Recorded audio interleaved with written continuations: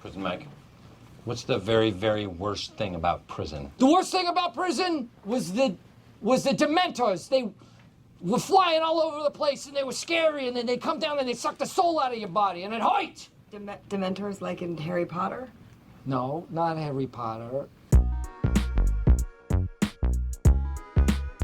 Hey everyone, welcome to another episode of Waiting in the Sky with TJ Starman. I am excited as always because I think we have a couple of great segments lined up for the show today. We're going to get into the career of Nicolas Cage, one of the most polarizing actors working, or really to have ever worked, in all honesty. His new movie, The Unbearable Weight of Massive Talent, came out recently. I saw that and really enjoyed it. So it just seemed appropriate to kind of delve into his career as a whole because that movie is so focused on his acting career. Like he plays himself. It's very meta. And so it seemed very appropriate to kind of look at his career at this point in time. And because he's so polarizing, because he is kind of hit or miss with his movies, I thought the best way to do that is to play a game of good Cage, bad Cage. And so Richard jumps into that conversation with me. He was able to talk about a few of Nicolas Cage's good movies. I unfortunately had the task of talking about some of his bad movies, and we kind of went back and forth to talk about just the pros and cons of Nicolas Cage's career as a whole. So absolutely enthralling conversation if you are someone who is just like, if you love people watching, if you love human character, Nicolas Cage is the perfect person to be examining through that lens, for sure. And then the second half of this episode is going to be ranking the Harry Potter movies. So in a recent review episode, I reviewed the latest Fantastic Beasts movie, The Secrets of Dumbledore, as well as ranked all three of those movies to this point.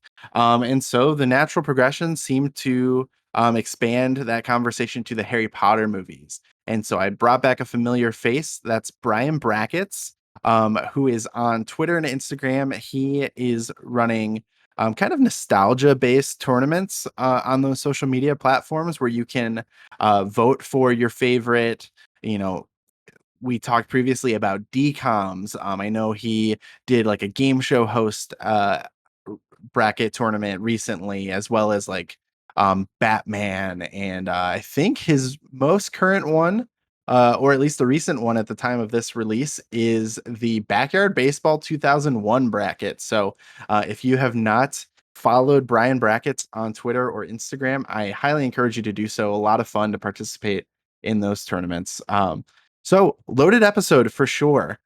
We are going to bypass the dick pic this time around because Richard had to focus on those Nicolas Cage movies. We didn't have the time to really dive into anything else. So unfortunately, we will have to revisit that portion in the next episode. But I'm excited for this. So without further ado, let's take a quick break. And the quick break is actually gonna happen after I remind you to please like or subscribe or follow, all of that fun stuff, if you have not done so already, because it absolutely helps us out, helps me out a lot. So thank you if you have done that. And now a quick break before we get into Nicolas Cage. Okay, thoughts on Nicolas Cage? I think he's a genius. I mean, he keeps getting hired for some reason, and it's not because of his hair. I don't know. If I was in 70 films over 30 years and I spent each one talking at random volumes, I might accidentally win an Oscar. Okay, so with the recent release of The Unbearable Weight of Massive Talent, starring Nicolas Cage, it only seems fitting to give the man his due and to examine some of his filmography, some of his work from his just jam-packed career to this point. And honestly, the thing about Nicolas Cage is he's probably the most polarizing actor alive. So what Richard and I are going to do for this segment is we are going to play a game that I am calling Good Cage, Bad Cage. And we're going to kind of switch off back and forth and just give our takes on a couple of Nicolas Cage's most notable works, for better or for worse. Richard, I uh, I think I was very generous in giving you the good Cage side of this. How was your experience? I will say I'm obviously the one who has suffered less, and obviously you have had a lot more hard work to do. Yeah, it was really a test of fortitude at times, I will say. Um, so we each prepared like a little spiel on three Nicolas Cage movies. Richard is going to be taking the good Cage, and I will be taking the bad Cage. And we're just going to go back and forth and kind of share a little bit about each of these movies to really give a 360 view of the man's career. Um, so, Richard, why don't you kick us off with something good? What is a good Nicolas Cage movie? So I kind of wanted to look through and pick some stuff that spanned his career. That way we could kind of see how he started out and where he's gone to. So the first one I went with was Raising Arizona. I haven't seen it in quite a while, but it's one of the first movies that the Coen brothers made. So you know right there it's going to be good. And Nicolas Cage's character is kind of this I want to say he's like an ex-con trying to do right by his wife, and his wife is like a police officer, which kind of makes the whole thing really weird. But they're trying real hard to have this kid, and essentially what happens is they know about someone in their area who just had like 5 kids, and so they're like, "Oh, well, they've got 5 kids. If they lose one, it's not going to be that bad." So they steal the kid and try to raise it as their own, and it just turns their entire lives upside down. Like, he's got some friends of his that break out of jail and try to bunk with him, and then the baby gets involved, and it just ends up being this completely terrible thing. But the thing about Nicolas Cage's character is, like, you could tell he's kind of you could tell he's a guy who's, like, been down on his luck all of his life, and he's, like, trying to turn it around, and he almost kinda slips up when his old buds come back into his life. But in the end, he does the redeeming thing and eventually tells them, "Hey, you guys gotta get out of here. I'm trying to raise this kid with my wife. I cannot have you here." And even further after that, him and his wife eventually say, "You know what? We can't have this kid. We gotta take him back." So they end up taking him back, and they're the guy that they stole from. He's initially like, "Oh my god, why the hell did you steal my kid?" But then once they explain their situation, eventually he's like, "You know what? I kinda get it. Why don't you guys just sleep on it? Just go home." And it ends pretty alright for them, and then there's, like, a flash forward in the end. It kinda hints that their life works out and they have, like, a bunch of kids and grandkids and stuff, but for something that's pretty early on in his career, I think it shows that he's pretty capable of playing characters that have a lot of heart. Yeah, that's I honestly I haven't seen Raising Arizona. When I was kind of glancing through his filmography, like there was a lot that I really haven't gone out of my way to see. And this is one of them. But just from describing the plot, hearing you describe the plot, it kind of almost sounds like a sitcom like episode of TV, but just expanded to a full feature length movie. Honestly, yeah, I would say I wouldn't call it a sitcom. I would say that the humor is a little bit smarter just with it being the Coen brothers and everything. Yeah, that makes But sense. I mean, it was pretty solid. It was really good. Yeah, I like that. I think it's encouraging to hear you say specifically like him playing a character with heart, because I can say that's really not something you see a ton of in a lot of his characters. So to see that in something so early, especially, it helps explain kind of like the pedigree that he has as an actor and why he is able to you know sustain a career for so long. Because there is always the potential somewhere in there. So yeah, that sounds like one I should definitely check out here in the near future. Maybe as a nice palate cleanser to what I did see. And so yeah, yeah. The first Bad Cage movie that I want to talk about is probably of the 3 that I watched in preparation for this, is the one that I liked the most, but that's not saying a whole lot, because all 3 of these I felt, were justifiably bad, poorly reviewed overall, and have, some reputations as well, and so definitely fitting that mold is The Wicker Man from 2006. So this is actually a remake of a movie from the 70s, I believe. It starred Christopher Lee, who is it Saruman and Count Dooku? And so I've heard decent things about the original, and I've heard just like the worst things about this one.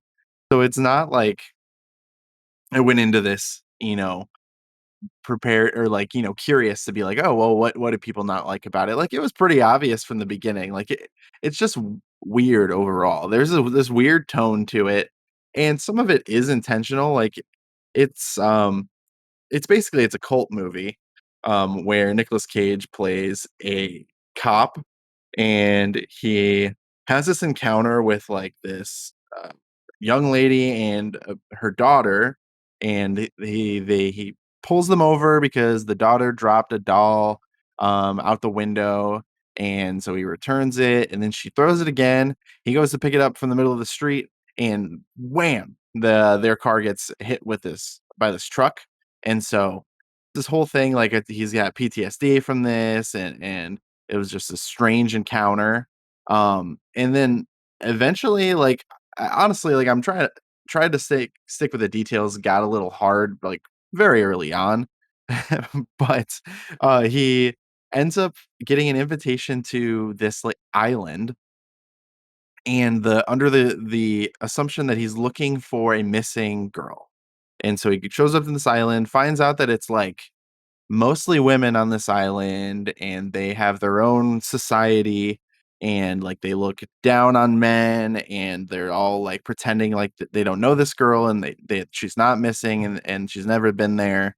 um but he like stays there and starts digging around and looking for her.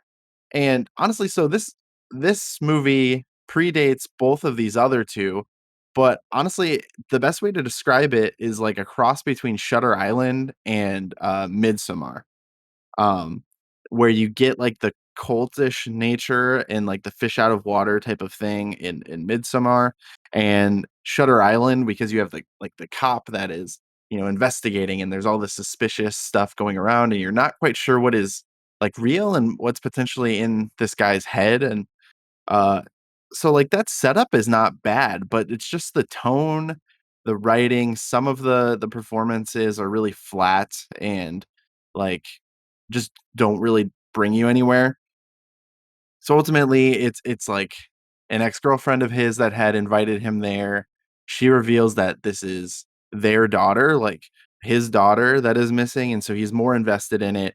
Goes eventually, tracks down where they were keeping her because they were planning to sacrifice her for their harvest or something like that. Uh, and then, if you care about spoilers for this movie, tune out for the next 3 minutes, or I don't know, however long. You probably don't care about spoilers because it's pretty bad. It was all a trap to get him and for him to be the sacrifice. And so they they break his legs. They don't show it, but they play audio of his legs essentially being broken. And he's like, "Ah, my legs!" And really super Nicolas Cagey, and ends up getting put up into this wicker statue, a giant statue of a wicker man, which is where the name comes from. And he's like in the head of it. And then they set it on fire, and he's sacrificed. And uh, presumably that is how they get their crops to grow. And if that wasn't enough, there's this weird like ending where they kind of just have this ending bit to imply that this was successful and they're doing it again because that's what they do. And I don't know. Have you seen this movie, Richard? No, all I've ever seen is 2 clips of Nicolas Cage yelling, 1, "How did it get burned?" and 2, "No, not the bees. They're in my eyes. They're in my eyes. Ah." Yeah, so he's allergic to bees and goes running through this like bee farm at one point, which is absolutely Okay, ridiculous. so that's his first mistake right there. If you're allergic to bees, don't go on a jog through the bee farm. And the way that it's shot is just so strange. Like there is like this 45-second like it's multiple scenes, but it's just clips of him like kind of running, but not like running, kind of stumbling his way towards like a dock at one point. Like it's just the most awkwardly shot thing. Anyway, back to what I was saying. There's this little ending bit, like this epilogue portion, where it's these two women from the cult that are now like on the mainland, and they're seducing two more targets, is what's implied. And the two targets, I was so surprised because one of them is Jason Ritter, who most people might recognize, but he's also the son of John Ritter, uh, from like Three's Company. And then the other one, which was the real surprising one, because this is 2006. This is like peak for this person. Well, not peak, like right on the uptick for James Franco, of all people. James Franco is at this bar and is being targeted by these cult ladies. And so this is weird. It allowed him to kind of get increasingly cagier and cagier and just like lose it by the end of it.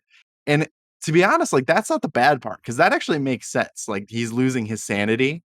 And so I get why you potentially cast Nicolas Cage in that role for that reason. Yeah, I could understand that. It's just it's over the top. The writing and everything leading up to it is just really silly. And it's almost like like old YouTube kind of quality of like just dumb like filmmaking that's meant to get a laugh. Although this one is trying to be like super serious and it doesn't work at Yeah. all. I like the way you described him. I like how you said he's allergic to bees, then he runs directly towards the bee farm. I just imagine this scene in my head of just Nicolas Cage like, "Oh, god damn it, why'd I go near the bees?" Like, insanely mad that he chose to go that way. Yeah, the bees, that's what I knew going into it too, was the bees. And I kept waiting for it, kept waiting for it.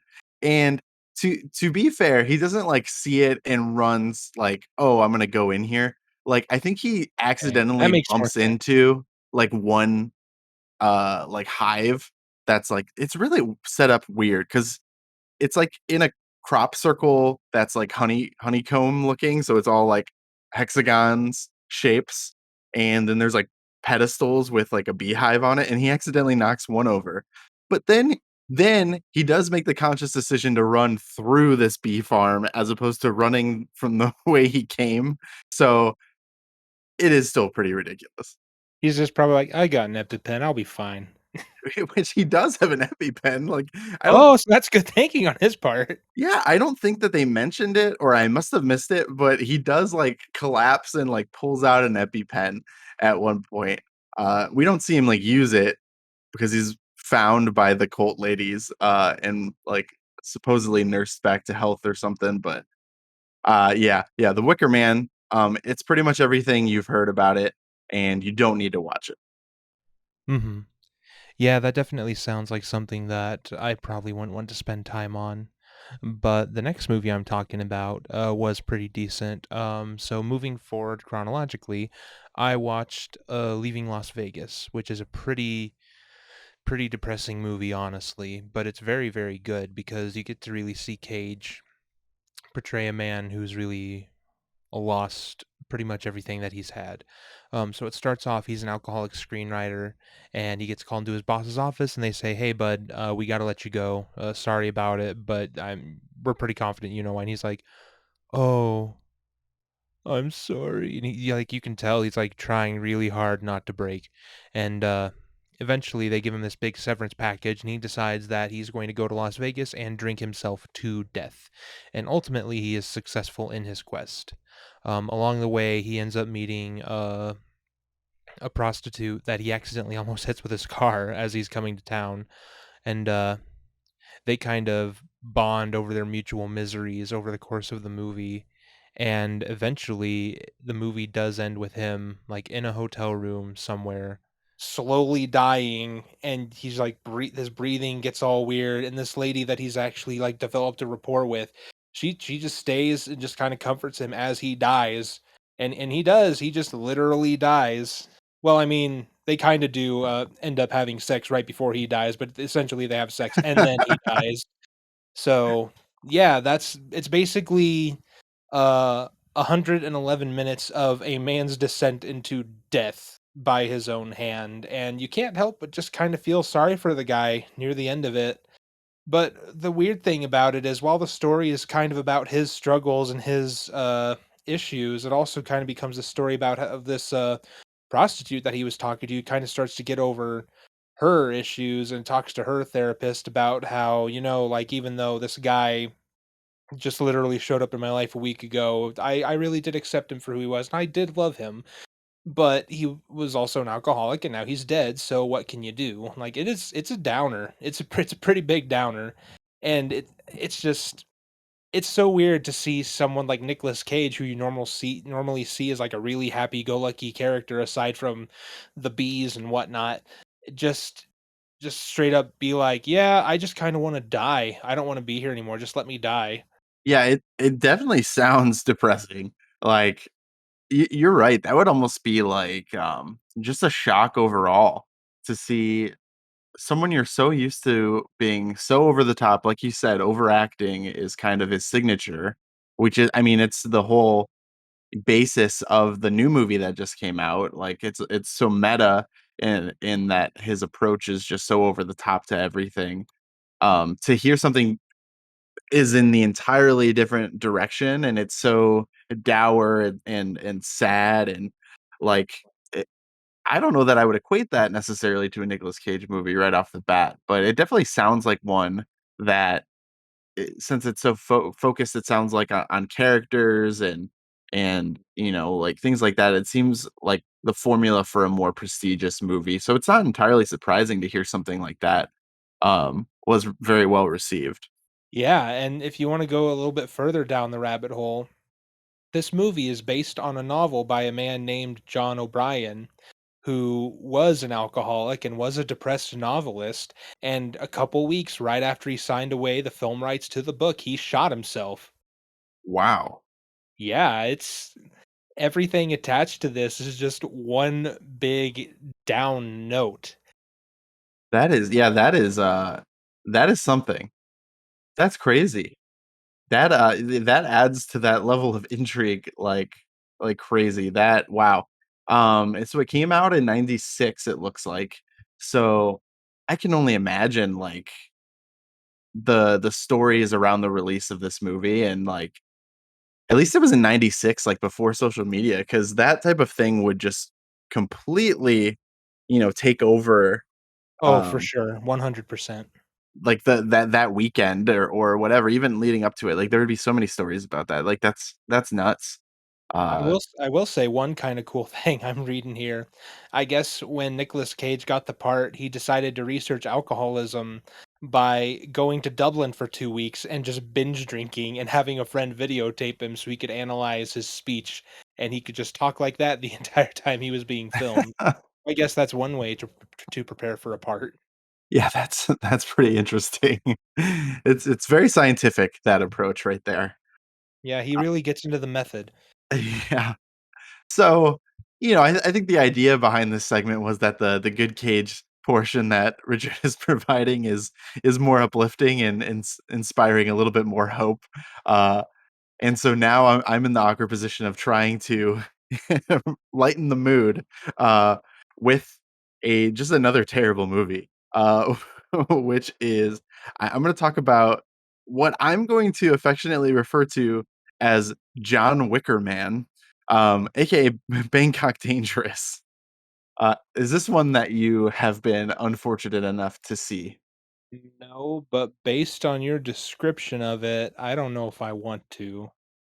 Okay, so it's full disclosure, I was watching this movie just before Richard and I sat down to record this, and I ultimately said, "You know what? I've seen enough.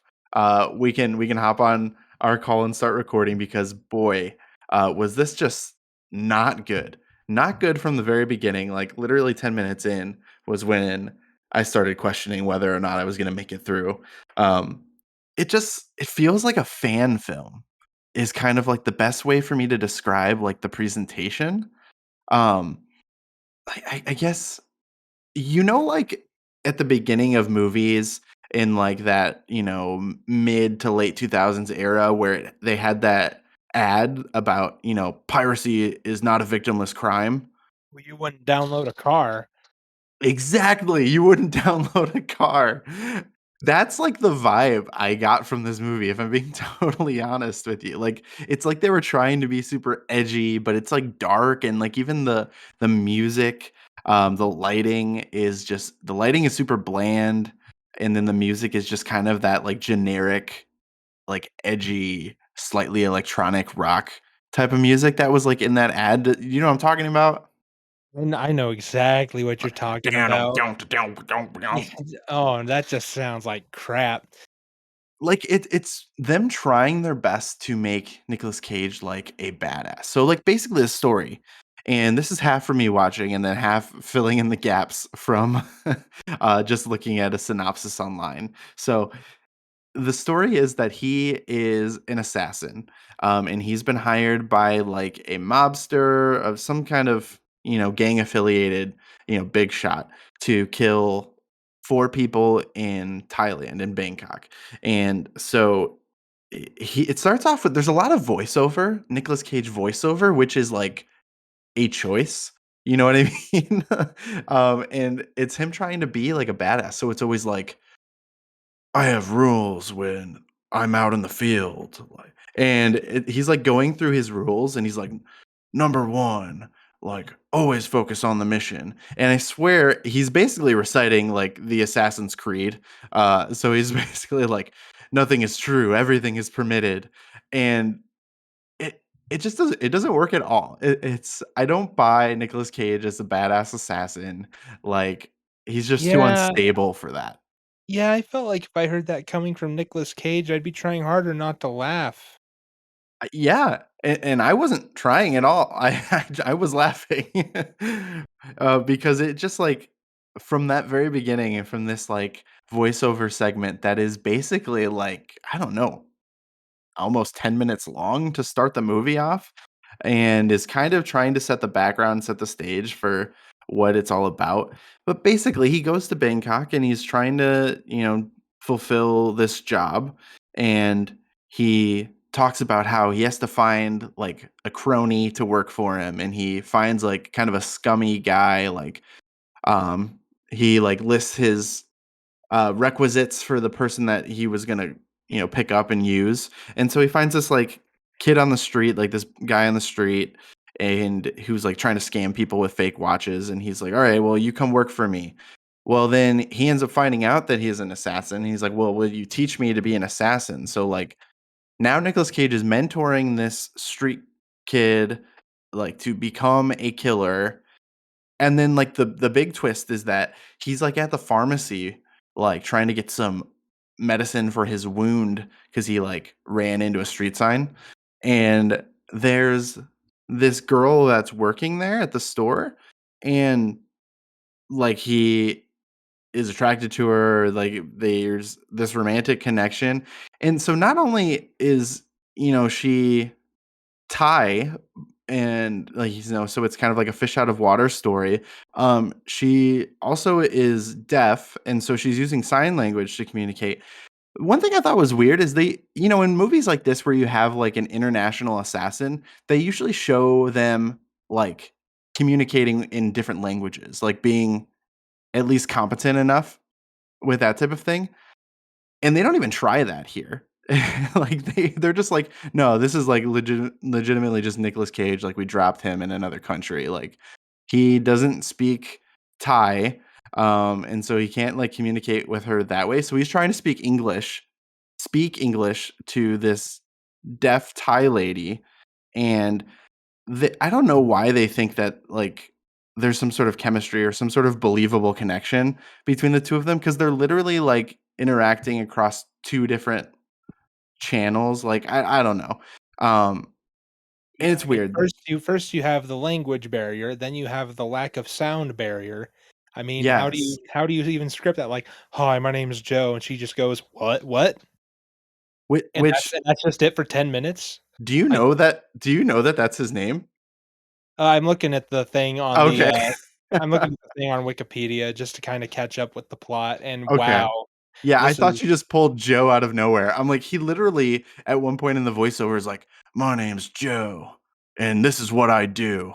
Like that's how it like. I think that's where the title card comes in. Uh, and it was just so ridiculous. I'm like, you're trying so hard for this to be. What do you have the year of release for Bangkok Dangerous Open? 2008. Okay. So I will say it does predate John Wick by like 5 or 6 years, but it still feels like a ripoff of John Wick, like the great value version of John Wick almost. Imagining Nicolas Cage in a role like that, I totally understand that description.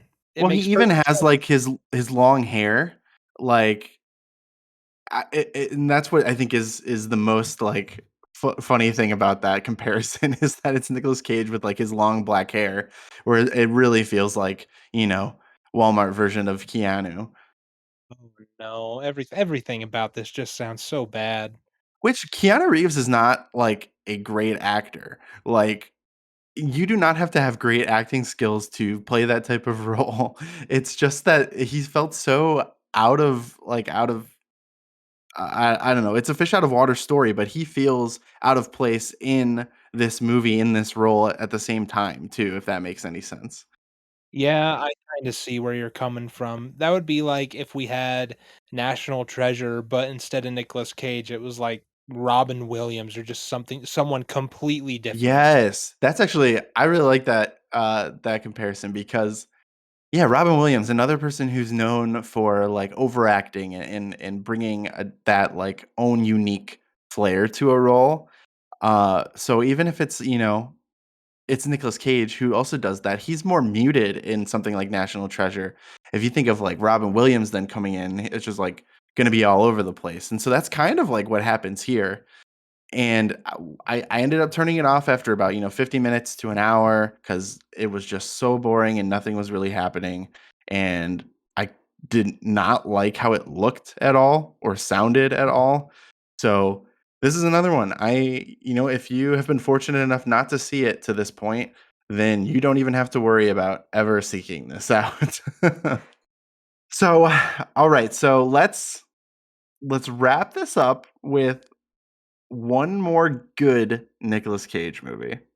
Yeah, absolutely. So once again, I'm going chronologically here, and I'm going with one of my favorites. This is going to be Lord of War, which, if you haven't seen it, is an absolutely fantastic movie about a guy who's in the arms trade. And this is based on a real story, by the way. I cannot remember. Oh man, I can't remember the exact name. I think it's supposed to be like essentially Nicolas Cage's characters like a composite of some real figures who were involved in the arms trade, and they kind of take bits and pieces of all their stories and put them together to essentially make this story happen. It's about a guy who, in the early 80s, his name's Yuri, and it's Nicolas Cage. And he's the eldest son from a family of Ukrainian refugees, and he sees a mobster kill a couple guys with some Kalashnikovs, and he goes, that's the business I need to be in. So he from that moment he decides to get into the arms trade, and and he convinces his younger brother to go with him, and his younger brother ends up being Jared Leto or Leto. I forget how it's pronounced, but anyways, essentially the first half of this movie is just these two brothers that are like trying to basically get their arms trade stuff started up. Like they are the Etsy of arms trading. They're just like, all right, guys, hey, we're just starting out. You need some guns, we can get you some guns. And eventually they get good enough at it that in 1982 they during a war in Lebanon, they start selling weapons to both the Israeli and the Lebanese troops, and so they're playing both sides of this to just make a bunch of money. And meanwhile, Ethan Hawke is some Interpol agent who's trying to catch these guys and bring them to justice. And this is kind of how the first half of the movie goes. One of the best parts is when so there's a part where it's right after the collapse of the Soviet Union. So Yuri goes to visit one of his uncles who happens to be a general in Russia, and he takes him to some abandoned bases there in somewhere, and he just starts showing him all these arms that he has, and his voiceover is beautiful because he's just like, being an arms dealer during the dissolution of the USSR was like being a kid in a candy shop. Anything that you could think of was there, and it was just all for the taking because they weren't going to notice any of those weapons missing. They weren't going to care about that. Not with people abandoning their posts left and right. And so he just gets all these guns, all this ammo, buys a couple tanks. And what's even better is there's a guy at the gate who's like, "Hey, tell your superior I'm here to see him. He should know who I am." And Nicolas Cage walks by and he's just like, "Oh, hey, you were here to buy some stuff, weren't you? Oh, well, too bad. I just bought it all. Sucks to suck." And it's just it's a man you almost love to hate because you know he makes his money off of people doing evil things and basically murdering one another, but Yeah. there's this certain charm about him where you just can't hate him because he's not using the guns personally, he's just trying to make a living for himself, but you Right. kinda get a real glimpse into his character later in the movie when he's in Liberia, and he's talking to a dictator there, and while he's in his office talking to this guy, the dictator takes one of his guns and shoots one of his employees in the head, and Nicolas Cage goes, "Oh my god, are you crazy?" He takes the gun, wipes off, he's like, "Now this is a fired gun, now this is useless, I can't get the same price for this." And that's just when you're like, "Oh, okay, so you love to hate him, but you're supposed to kinda hate him because he just doesn't Yeah. care about human life as much." But I think what really sold me on the performance was the end of the movie when he eventually gets caught, and Ethan Hawke's character has to drag him off to a jail cell, and he's talking him up like, "I finally got you. You're going to jail forever." And Nicolas Cage goes into this beautiful monologue about how, while he is evil, he's a necessary evil, and no matter what, he will be let go at the end of the day because even he knows that people like the United States would still probably buy arms from him. And a few minutes after that monologue, sure enough, there's a knock on the door and he just walks away, going right back to the arms trade. Wow. Yeah, it's absolutely nuts. And I mean, there's some other stuff that happens with his brother and he like gets a wife and all this other stuff, but honestly, just watching him act just kind of really steals the attention from everything else. Like I could give two crap about Jared Leto's character. He Mhm. kind of dies halfway through the movie anyway, so who cares? Yeah, just kind of casually, oh, he kind of dies halfway through. Yeah, it's like, "Ah, I got a bullet," and he just dies. And then he's dead.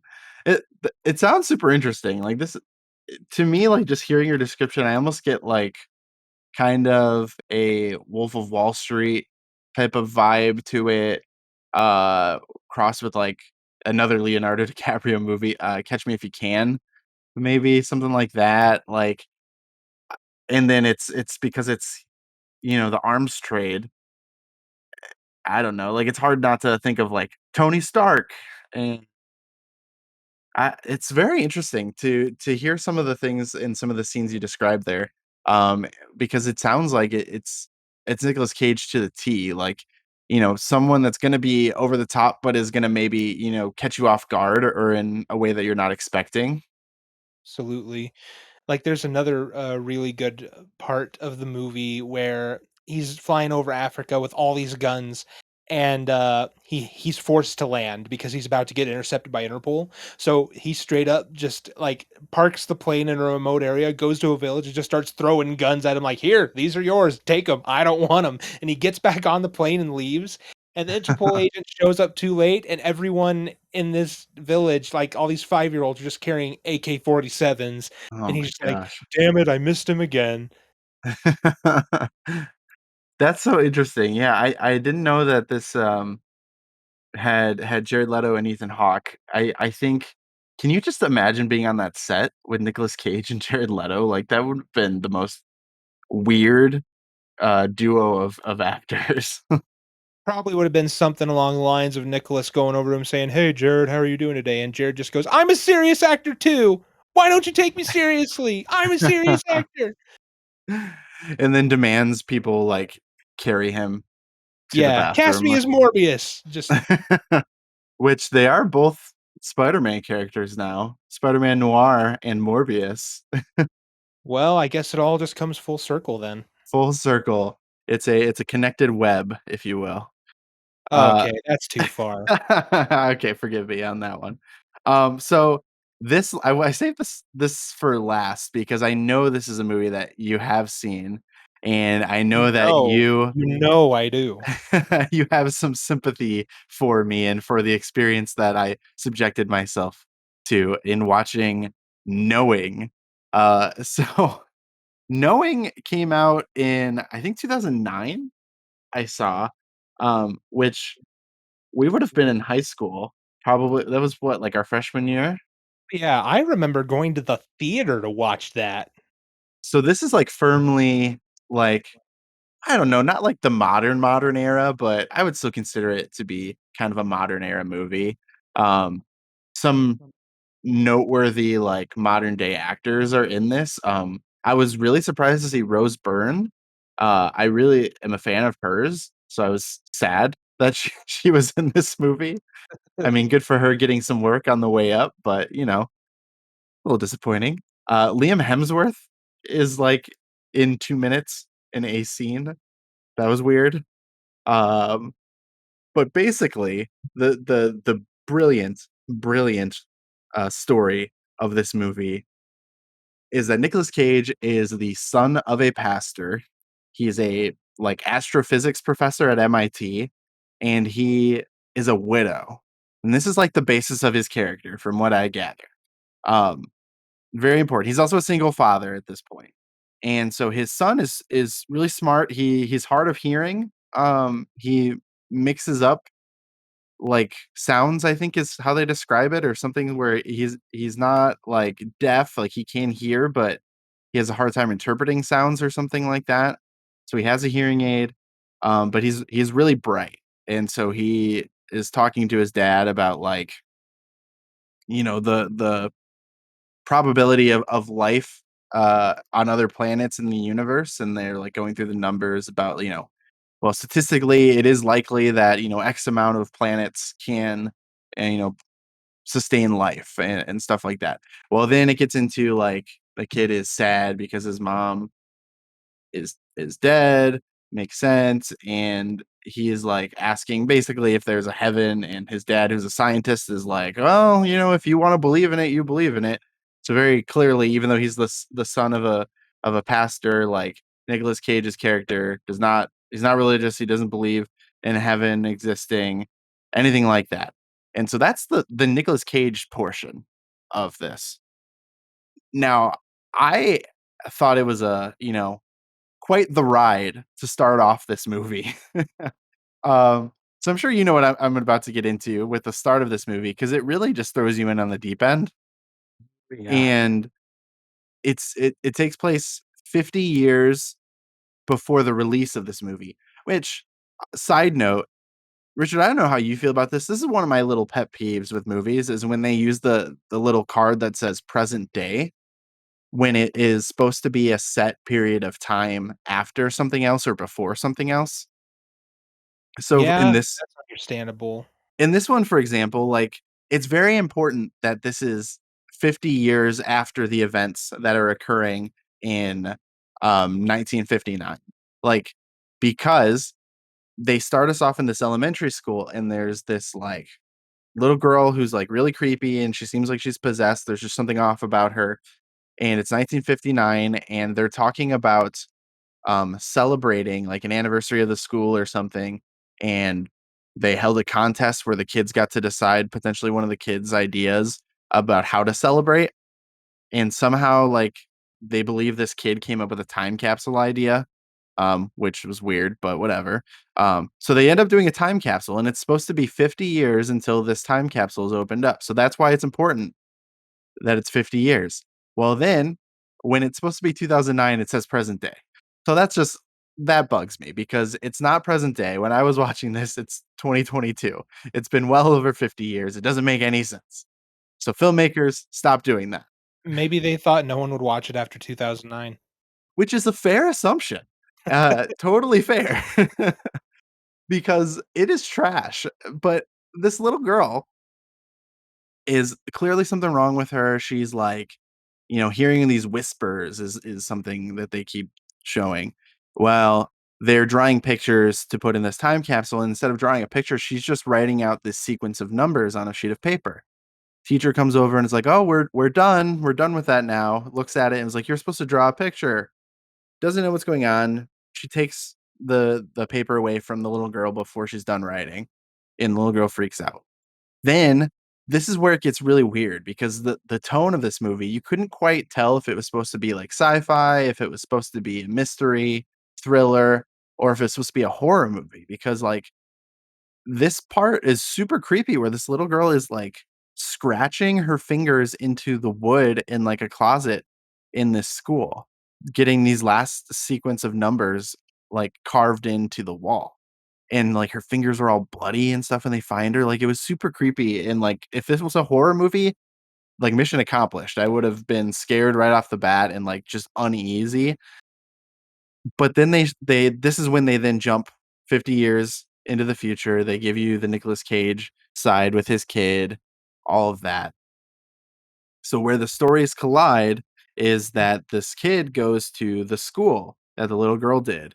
And it's now 50 years later, so they are digging up the time capsule and they're looking at these pictures that the kids drew. And then Nicolas Cage's kid finds the paper with all the numbers and he's staring at it, and then he's starting to hear whispers, and then there's like a creepy guy off in the distance. Like this is where it's like really off the rails, just like really quickly off the rails, never finds its way back. um but I you know what there's so much intricacies to this story, so many intricacies to this story. I'm just gonna kind of cut to the chase a little bit though, so I don't get lost in all of it. Basically, what happens is that Nicolas Cage then finds this paper with the numbers. I couldn't pick up on how exactly this happens, but he starts to notice that the numbers indicate like a disaster occurring and like a number of casualties, like a number of people that have died due to this disaster, which totally normal. And so then he's like, well, this can't be. So then he's researching it and then eventually finds out, yes, that's what this is. And then he starts encountering these disasters and like seeing and feeling responsible for not being able to save these people. Then he's trying to track down the little girl because he finds out that she's the one that had wrote this. And so obviously she would be old at this point. Um, but turns out she's dead. So he finds her daughter, who is Rose Byrne, and is trying to get her help on figuring out what to do like with this information. Somehow, again, it lost me at a couple different turns. Somehow it ends up that Rose Byrne's daughter and Nicolas Cage's son um have been chosen by aliens to essentially be Adam and Eve on a new planet that it is capable of sustaining life. And so the big ultimate reveal of this movie is that Earth is just like an experiment by this alien race, one of many experiments.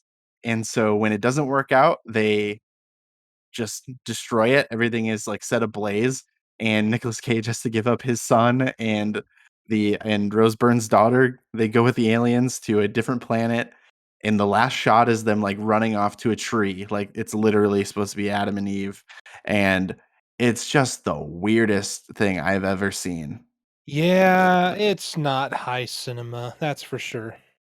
It's like they got caught up in the details of this because on the basis, like I almost get kind of the same vibe as something like Prometheus, you know, in where it's trying to use science and to tell a story where humans are essentially a lab rat. Like, and I think Prometheus, which also is not a very well received movie, I think I like it more than most people, but I know in general it's not super well liked. I think most of that is because Alien is so good and this was a letdown. But I think something like that does it better because you don't have someone as unstable as Nicolas Cage in the lead role, and it's not so intertwined with, like, children. Like, children really just make things so much more difficult when you're trying to tell a deep, you know, like, um, philosophical story. Yeah, honestly, it's a weird thing because like, if you I don't know about your experiences with kids, but every time I've talked to like a young kid, they're always like super direct about everything. But then Hmm. whenever it comes to a movie or something, they're always, if it's something creepy, it's always super cryptic and they never explain what's going on. Just like, oh, they're here. Who's they? Oh, they, the whisper people. No one talks like that. If God forbid, if I ever have a son and some weird thing ever happens to him, I bet you money he's gonna come knocking on my door and he's like, "Hey, I'm hearing voices in my head and I know this isn't right. What's going on?" He's not just gonna be like, "Oh, I heard the voices again, and they told me some creepy things about the world." And I'm like, "Okay, great." It just I just don't understand why they have to like I don't understand why everything creepy has to have like kids be the messenger for them, but Hmm. they never get to the point. I guess that's what makes it so creepy is that you don't know what the hell they're talking about, but also it's just kind of annoying. Like imagine if you're like Nicolas Cage in this movie, you're an overworked, widowed MIT astrophysics professor, and your son comes up to you and he's like, "Dad, I hear the whisper people again." And you're just gonna be like, "All right, well, we're gonna have to go back to the therapist and up your meds. I don't have time for this." So, you want to know something hilarious, Richard? And I think this is a good way to encapsulate everything. Because I before I started watching Knowing, um, I think I mixed it up with Next, which is another Nicolas Cage movie where he sees the future.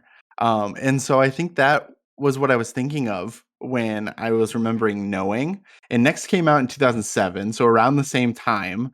And like at least like with a premonition type thing is a similar storyline.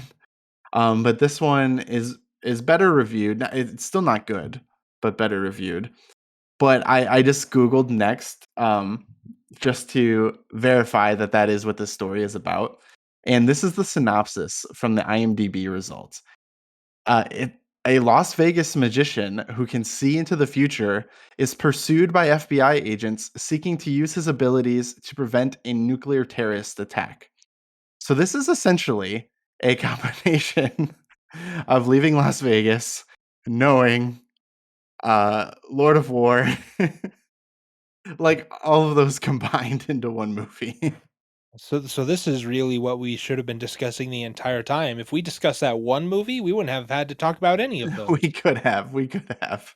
So that's Nicolas Cage. I mean, that's good Cage, bad Cage.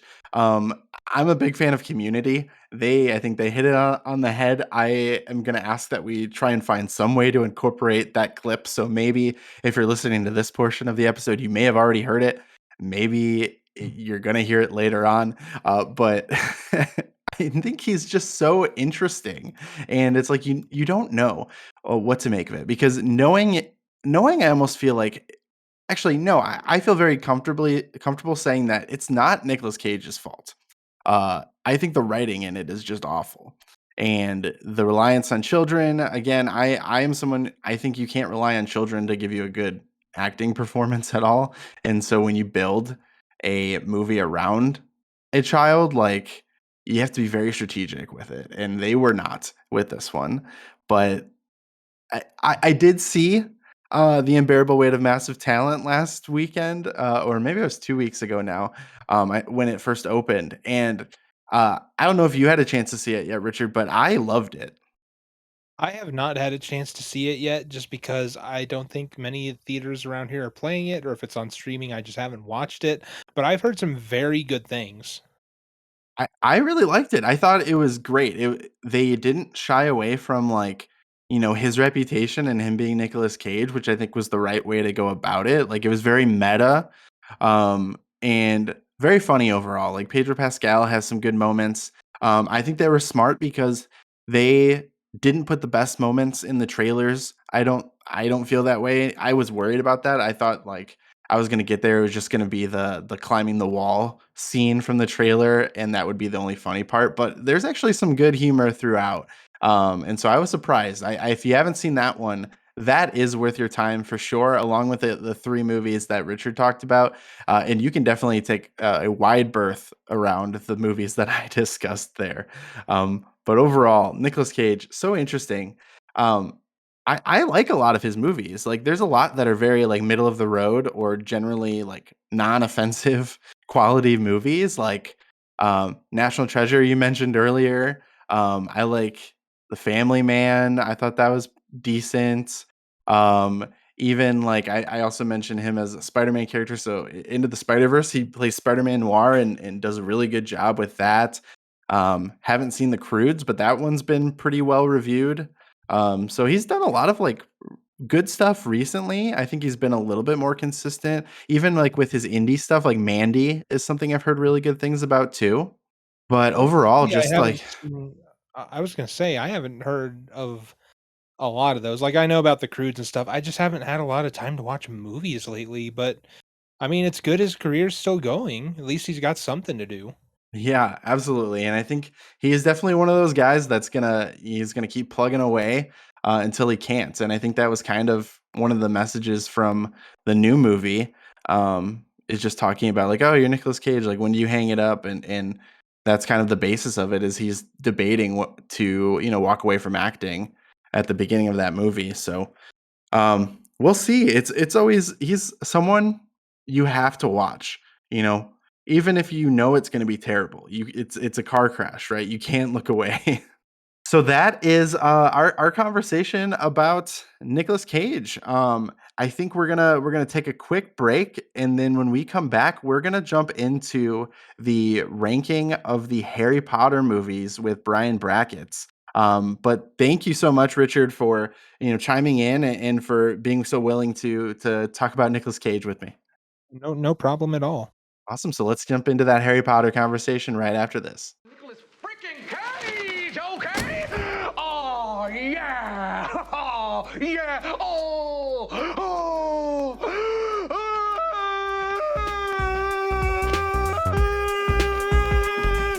All right, so we are here for what should be a magical conversation. That's right, I went there. But I'm very excited to bring back, uh, making a second appearance on the podcast, Brian Brackets. Brian, how are you doing today? I'm doing good, man. How you doing? Happy to be back. I'm excited to have you back. I'll be totally honest with you, because the last episode you were on is one I'm extremely proud of, but it did end up being like a 4-hour episode, and your segment was probably like 40 minutes of that. And so I, I really feel like you got shortchanged. So the opportunity for you to come back for another segment was something that I felt not only that I owed you, but also something that I feel like it is great for our listeners as well, because you brought some really good points and thoughts to that Luck of the Irish conversation on that episode. And so I'm now excited to see what kind of thoughts you have about a little bit larger of a franchise here in Harry Potter. Yeah, definitely. I mean, DCOM is so niche. The Luck of the Irish is so niche just as it is, and then like you're like, oh yeah, maybe we could talk about Harry Potter, and I'm like, okay, that's a little bit more than what we're going. I mean, a lot of people have been following this, so the pressure's on here. Pressure's definitely on for what we're talking about. Yeah, absolutely. Harry Potter is probably one of the big rabid fan bases out there. I don't think that's a secret by any means. We did talk about briefly, the idea of incorporating Fantastic Beasts into this conversation, but I know it's not something you're as big on. I just put out my review and ranking of those episodes, and anyone who's listened to that knows I'm also not super big on those movies either. So being able to focus on the OGs, the Harry Potter movies here is something I'm excited about. So I want to break down before we get into it exactly how we're going to have this conversation. So I asked you to kind of send me your ranking in advance. I worked on my own ranking, and then I also looked at the Rotten Tomatoes, both critic and audience rankings. So what I ended up doing, Brian, is I just took an average of all of those rankings. And that's kind of the ranking we're going to be talking about here. And so I think we can start at number 7, work our way, or excuse me, number 8, Right? Yeah. However part way you want 2. to look at it, but yeah. and then work our way up to the number one in what is essentially going to be a consensus ranking. But obviously, I want to make sure that our opinions are being heard. So if there's something that we are completely disagreeing with this consensus ranking on, we're gonna be talking about that. Yeah, And we're gonna fight to the death, probably. We're gonna absolutely, duel to the death. Excuse me. Yes. yes, yes, Rictum Sempra. Oh Uh, gosh. that's one of them, I think. Actually, Expelliarmus, my man. I think I only Expelliarmus. know that from the Chamber of Secrets video game. You're right. Oh my gosh, we could talk about those too. That's a whole separate conversation. Oof. Yes, absolutely. So any questions before we get into this? I just gotta take some deep breaths. I don't think I have any questions. I'm going off the vibes here when we talk about all of them. I didn't do a rewatch like I did for the previous one with Luck of the Irish. I mean, I think this would be quite the marathon if I decided to rewatch all of these in like a week.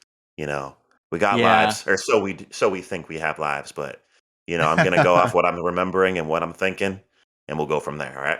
I think that's good to hear because I'm also kind of coming in cold on my most recent watch of these movies, which I think is probably like 2 years ago at this point, if I'm being totally honest. Okay. It might be a little bit But more recent, but yeah, gotcha. yeah, yeah, but I've seen them all multiple times, so still feeling pretty comfortable about having the conversation. It's just not going to be, super fresh. Like I literally watched all three Fantastic Beasts movies in one day before recording that review episode. So, little bit of a different take. I'm a little more familiar with these overall, though.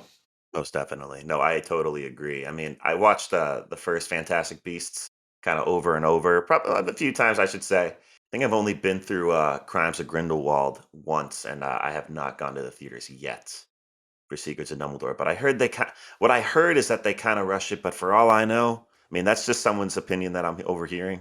I mean, I am still curious about it, but we'll get to that another time. Yep, yep. I would just say, don't be in a rush to get into that theater. you're Okay. you're Sounds not good. missing too much as of this point in time. Ready. All right. Well, without further ado, why don't we dig into this Harry Potter conversation with what is the consensus number 8 ranked movie, and that is Order of the Phoenix. Oh, yes. So, Order of the Phoenix is the fifth book, fifth movie of the Harry Potter franchise. So this one sees this is really kind of after the threat of Voldemort becomes real, and at the end of Goblet of Fire. And so Yes. story wise, it's really kind of like the point where things really get kicked up a notch, and you kind of shift gears fully out of the like kids at boarding school type of vibe that they had. Right. I mean, they're 15, I think, at this point, right? 16? Yeah, Something like I that? think around that, and I mean, they they're might be a getting little younger in the books, but like they clearly look older in the movies too, so it adds a little bit more of that sense of maturity to the movie. yeah, and I think it being like number 8 out of this average is kinda I think it got shafted only because, like, in my opinion, I mean, like, this whole change of everything with Goblet of Fire, and then suddenly you're like in it, and everyone is just it's like the continuation. It's just like, everyone knows everyone like, if you're like watching it, it's like Voldemort's back, but like it's ironic because everyone in Order of the Phoenix is just like, nah, we don't believe you, Harry. Like what you saw is probably not real, and you're probably making up any like all this stuff. Yeah. Like no one believes him, and it's just like, well, we kind of know that, so let's get to the point. And that's why I'm not surprised this is last. I mean, because as much as it is very dark, like this is probably one of the darkest that, like, prior to Deathly Hallows, like this was like, okay, this is definitely taking that turn of like, okay, we're in PG-13. It's gonna get crazy here for in the theaters, the way that they're gonna portray Harry Potter. So, I'm really not surprised that it's the last though, just because it's just you're waiting to see that like final battle. And there's really not it's a lot of buildup, but like it just feels so long. Yeah, so Order of the Phoenix, I mean, they did have a lot to cut down, and the main reason why I would say that it probably goes to the bottom, or it was definitely goes like it was my second from the bottom, is just the polarity of the climaxes between Goblet of Fire and just the way that it starts off in Order of the Phoenix being like, okay, so now what? And then, it really is, as you said, like the propaganda uh, that people think that Harry is trying to like push, and how they just don't believe him. And he's got the biggest critic clearly. And if Voldemort's not the antagonist or the main antagonist in this book, it's got to be Dolores Umbridge, because she just has such a huge uh, role in just the not demise of Harry, but just like absolutely torturing the crap out of him in his Right. classes. I mean, I can even remember just like the ink, and how it's just his blood and it's got engraved in his hand. Spoiler alerts. But man, it really made me cringe, and just how salty and evil of a woman that is. Maybe not just because like not that she's like pro you obviously think maybe this person has something to do with Voldemort, but it's more of just like how this guy is a liar. Like this, my student is a liar, and he is. Um, Everyone has his attention on him and everything he says, and just wants to be literally the devil or devil's advocate. So that's my 2 cents on that. Yeah, so Order of the Phoenix comes in at number 8 overall in this consensus ranking. So I don't think either of us have too big of qualms with that position for it. Not at Though all. it is different for both of us. We both have ones that we dislike more. Speaking of which, number 7 is the Half-Blood Prince. So, Brian, why don't you go ahead and lead us off with that conversation? Because I feel like you have some thoughts. Yeah, so this was a snoozer, man. I'm not gonna lie. Half Blood Prince, there's a lot that happens. I mean, obviously the one is that the main character that Harry Potter relies on is like, and his safety net, Albus Dumbledore, ends up croaking, get just gets killed by Snape. Evaded. I guess I don't know if that's a good word to put it as, but Avada. Avada Kedavra. But it just as I said, everything, the contents of um, that movie, just I could not get into it. And I do have a confession, and I think this is a big reason why I put this as the last. And you're gonna hate me for it, whoever, because I know we're going through these as movie rankings. Um, I did stop reading the books at number 5. I did not read 6 and 7. Maybe that's why I wasn't as into Half Blood Prince. Uh, I'm sure it was probably a lot of people probably would have this as something higher. I think because maybe the portrayal of Half Blood Prince was very good in the movie compared to the book. Like they got a lot of it right. But I really couldn't get into this, man. I really couldn't. You know, I kind of I read 1 through 4. I skipped 5. Ooh, I read 6 and 7 as well. fair I read enough. parts of 5, I should clarify, but I kind of gave up on it. I think it was the timing, like where it was super long. I've never been a super avid reader, or I'm definitely not a fast reader. So like the movie just kind of caught up to me, and so I was like, whatever, I'll watch the Yeah, I mean, movie. you didn't know where it was going. Like the whole Umbridge thing was confusing the crap out of me. So I don't blame you for switching to getting Yeah, off number 5. yeah. But I will say, since we're bringing up the books, 6 is my favorite book. Half-Blood Prince is my favorite book. I think the focus on the characters and the relationships in that book is fantastic. It's where you first get the Harry and Ginny pairing, which Sure. they do that in the movie too, but it's much more earned over time in the book. And I know that's a luxury that movies can't afford necessarily. But yeah, I think that that's something that the book suffers from, and also maybe why I'm a little bit harsher on it, um, Yeah. because I love that book so much, and I don't think that they did the greatest job uh, adapting it to the movie. Now, I still think there are some really cool moments. I do think it's epic when Harry and Dumbledore are going to find the Horcrux at the end, and kind of what that sets up for the Deathly Hallows movies. Um, so and also I think like the twist of the Half-Blood Prince being Snape, and kind of diving a little bit further into Snape as a character is something that they did do well. They correctly identified that as like a pivotal component of this story from the book that they wanted to Sure. really do right Okay. in the movie. And so I think that Alan Rickman is amazing in that movie, and so I think that's a huge plus for it. But um, yeah, the movie itself is pretty uneventful aside from that compared to some of these others, which is why it ended up being. Um, it looks like I have it as number 5 Yeah, on like my middle of the movie pack. ranking. Yeah, yeah, very middle of the pack. Has some good parts, like I've mentioned. It has some things I would have liked to have seen better. Um, I think that it was a missed opportunity more than anything, in my opinion. But yeah, I don't think I would put it as far down as this consensus ranking has it. And I know it's your least favorite of the movies, which I can understand. Yeah, Um, but there's a super bias involved. But yeah, sorry, continue.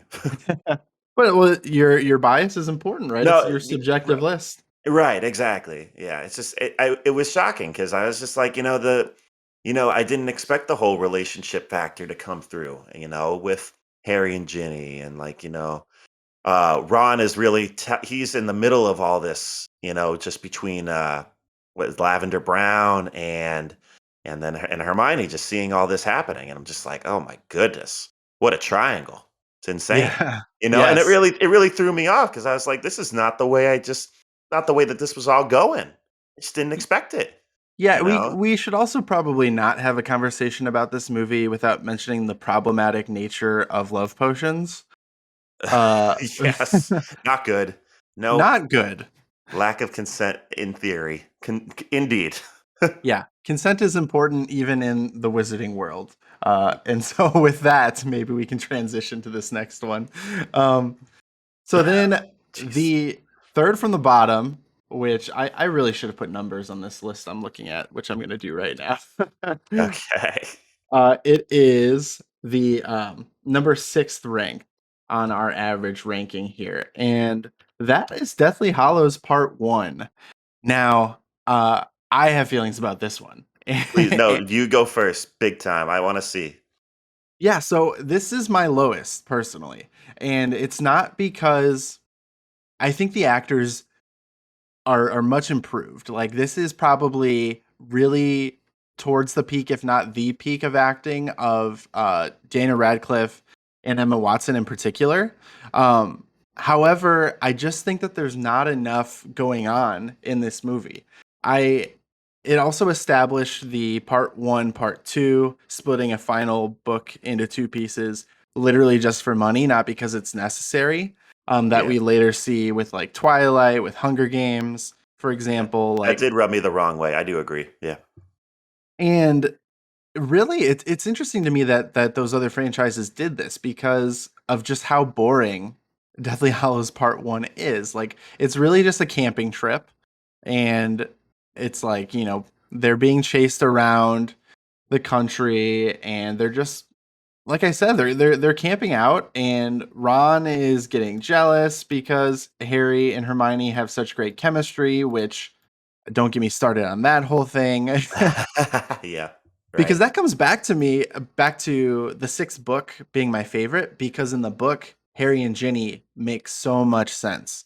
In the movies it seems ridiculous that they kind of bring Ginny out of nowhere, and when Daniel and Emma have the best chemistry on screen of any 2 characters. And so that's part of it too. They are such a big focus, and the 3 of them as a whole are such a big focus of this movie in particular. And I just don't think there was enough for them to do to warrant this movie existing overall, I guess. Yeah. Good point. That's true. I mean, so I will say this about my rankings. I think that, I won't go through my top 4 because they still haven't been really said yet. But you know, I kind of I had it in the middle of the pack for me, but my middle of the pack could just be a crapshoot, just between just on the levels that they have. I mean, Hallows Part 1 could have easily been like second to last, I'd say, maybe even last, because I do completely agree. It just drags. And, there really isn't a true the climax isn't the same because it's all one book when you're thinking about it, and then you're like, where are they going to end? That's the big thing. Where are they going to end? And I think Yep. that they did it. I think that the way that they were able to sum it up was perfect. I think just the death of Dobby, the way that they're able to get away from Bellatrix and the rest of the Death Eaters there. I think it was a great way to finish that up, and then realizing that Voldemort's got the Elder Wand.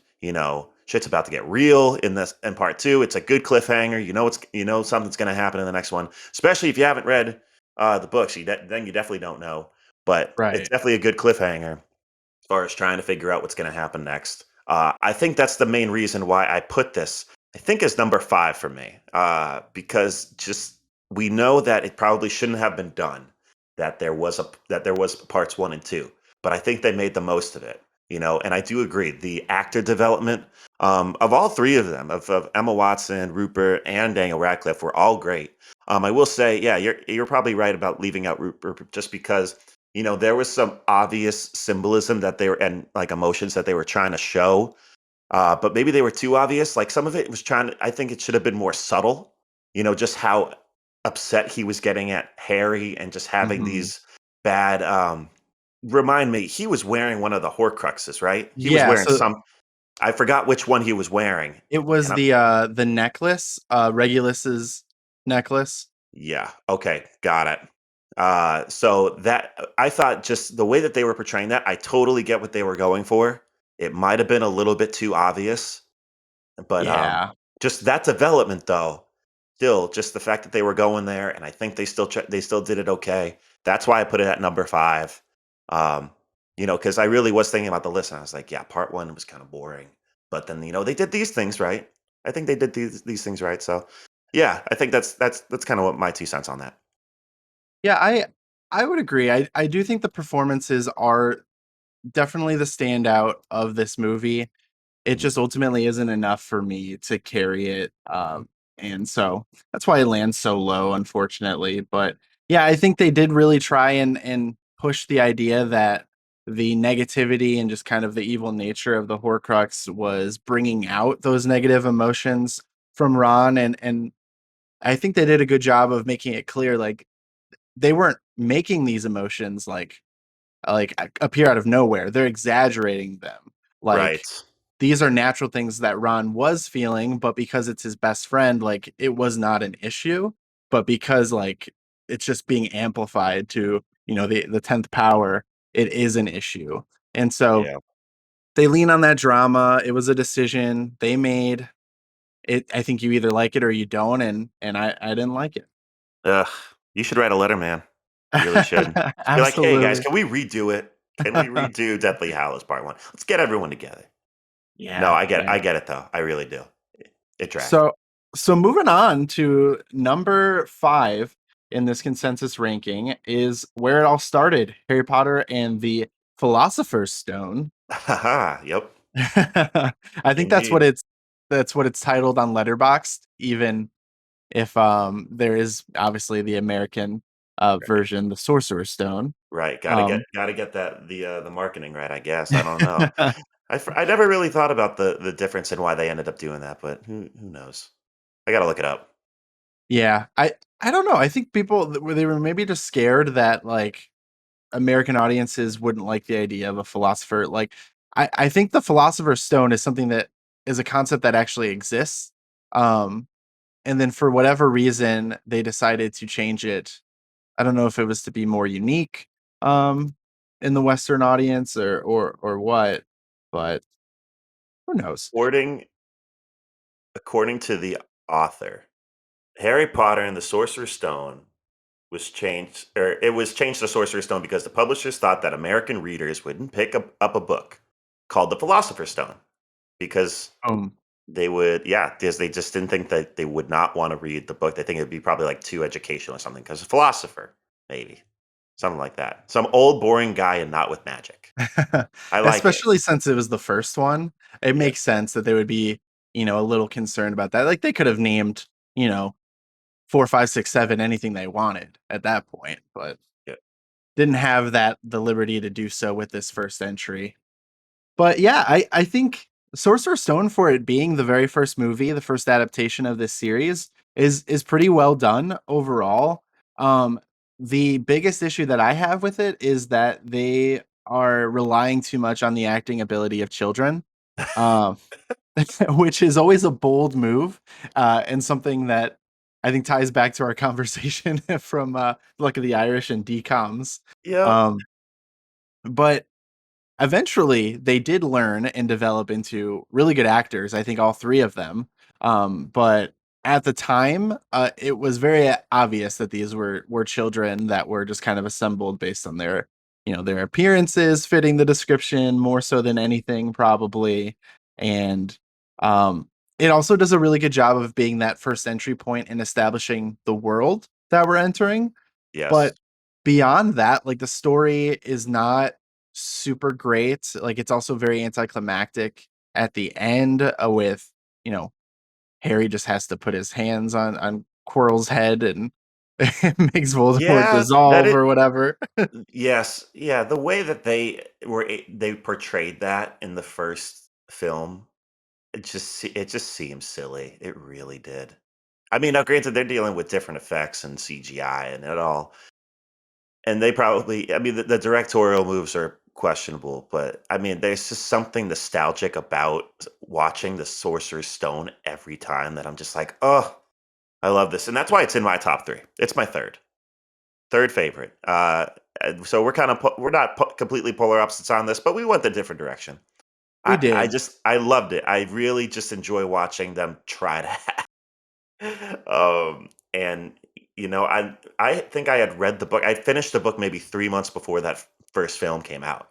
So it was fresh in my Mm. mind. I was so excited. I think I watched like the red carpet show on like my really slow computer growing up, like just watched it over and over, being like, "Oh, look at these kids. They're getting interviewed." And it's probably just so big for them. And just it's all the nostalgic to me. And as me doing a bunch of brackets on a bunch of random nostalgic topics, I'm all about it. I'm all about the nostalgia. Right, right. So that's why it's number 3. I think that's another thing. They crammed a lot of the book into that too, and I think they did a good job with that in a way, like not trying to take out all the points, or not. They didn't leave out a lot of points, so Mhm. that's why I like it. And you get the first taste of Foldable, even though it's not really in the realest form. So big fan, big fan.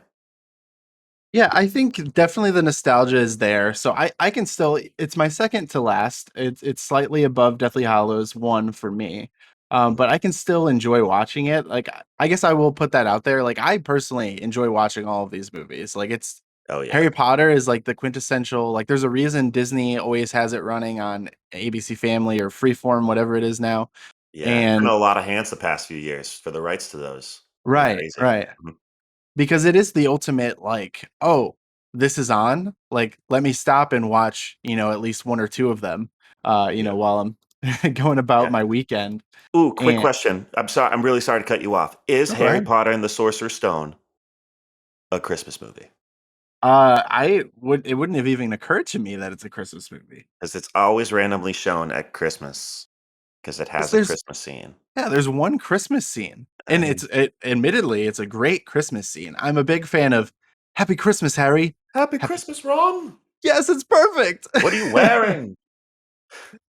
Sorry, Yeah. continue your thought. I just really had to put that in there. No, no, no. That's a good question because I've not heard that. And you're right. I definitely do think that it ends up making an appearance on Christmas a lot more often. I feel like there are others that are more Christmassy than Sorcerer's Stone though. Like the ones with all the trips to Hogsmeade. I can't think of which one. Oh yeah, a Prisoner of Azkaban. You're Is that talking it? about, Yeah. right? Are you talking? Yeah, that's the one you talk about. Oh, it could be. That, It could be. What's the yeah, one where the other student has like the cursed necklace on? I feel like it's one of the later ones. the other one that has the cursed. Oh my gosh, Remember, like they it's thought it was supposed to get to, maybe yeah, that's that might yeah. be Half-Blood That's Prince. Oh, yeah, I'm gonna be so. I can't believe I'm blanking on this. I know what you're talking about. We're both blanking on it, so No, someone's cut this probably all out. screaming. No, it's either the fifth or the sixth. I don't know. It is one of those two. I think we can narrow it to that. Gosh, maybe we should have watched these. Maybe, it would have Oops. helped. Yeah, But yeah, ultimately, I do feel like while this was a very great starting point and obviously set the franchise up for success for years to come, I think objectively looking at it as a film, as a standalone film, it's just not up to my own standard of that these others have set. fair enough. Fair enough. It was a different time, 2001. It was a different time. It sure was. Yeah. How do you feel about the Chamber of Secrets, which is the number 4 ranked on our consensus ranking here? I really did love The Chamber of Secrets. I thought the book was amazing. That's probably my second favorite book, I'll say. And I put it as my fourth favorite movie. I think they kept a lot. I mean, as I said, great portrayal. I want to say you introduced new characters really well. The way they made Moaning Myrtle was really cool. At least to me, when I was a child, I thought it was cool, and I'll still say it to this day. Um, you know, it just got it. It got a little dark. It still was rated PG, but I think they had left a lot in there where they're just like, we got to let people know what's coming. We got the blood on the walls. We're coming. Yep. We're gonna make this interesting. We got Gilderoy Lockhart. He's not gonna remember a thing. We're gonna do all that. We're gonna have the slurs in there like mudblood. We're coming. Like that. That's basically what the Harry Potter production team was probably thinking. They're just like, we got to make sure that we do this the best we can, and we make this as dark without making it PG-13. And I think they did a good job with it. I really did like. This kind of goes back to Sorcerer's Stone. I do like the Chris Columbus films, like the director of those first two films, because there was such a different style to it compared to the rest. And having Richard Harris as Albus Dumbledore has such an old feel. Like when you look at that, it's like not a throwback. I mean, God rest his soul, but it really did. It really kind of threw me off, like after like seeing the third one. Not seeing him in there. So Right. having Chamber of Secrets and just seeing everyone having, and the pace was kind of slow for both of those films, but they made it very fun. They made it very fun to see as a kid. I think when I was entering middle school, I thought it was just a lot.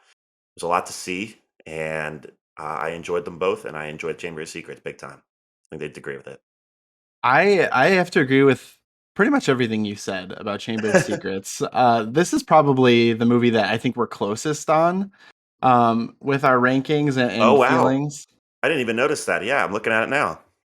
Yeah, because I agree with all of that. I think there's still the issue of like the child acting. Like it's improved a little bit from Sorcerer's Stone in this one, but it's still not like fantastic by any means.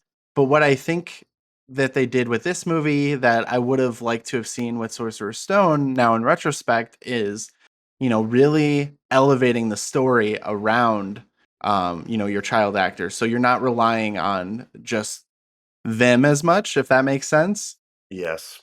because you are now like, and maybe at this point they were able to do this because of all the groundwork they put into the first movie, but now you're getting more of the story as opposed to like the greater lore, and so the stuff that ties more directly into Harry's story.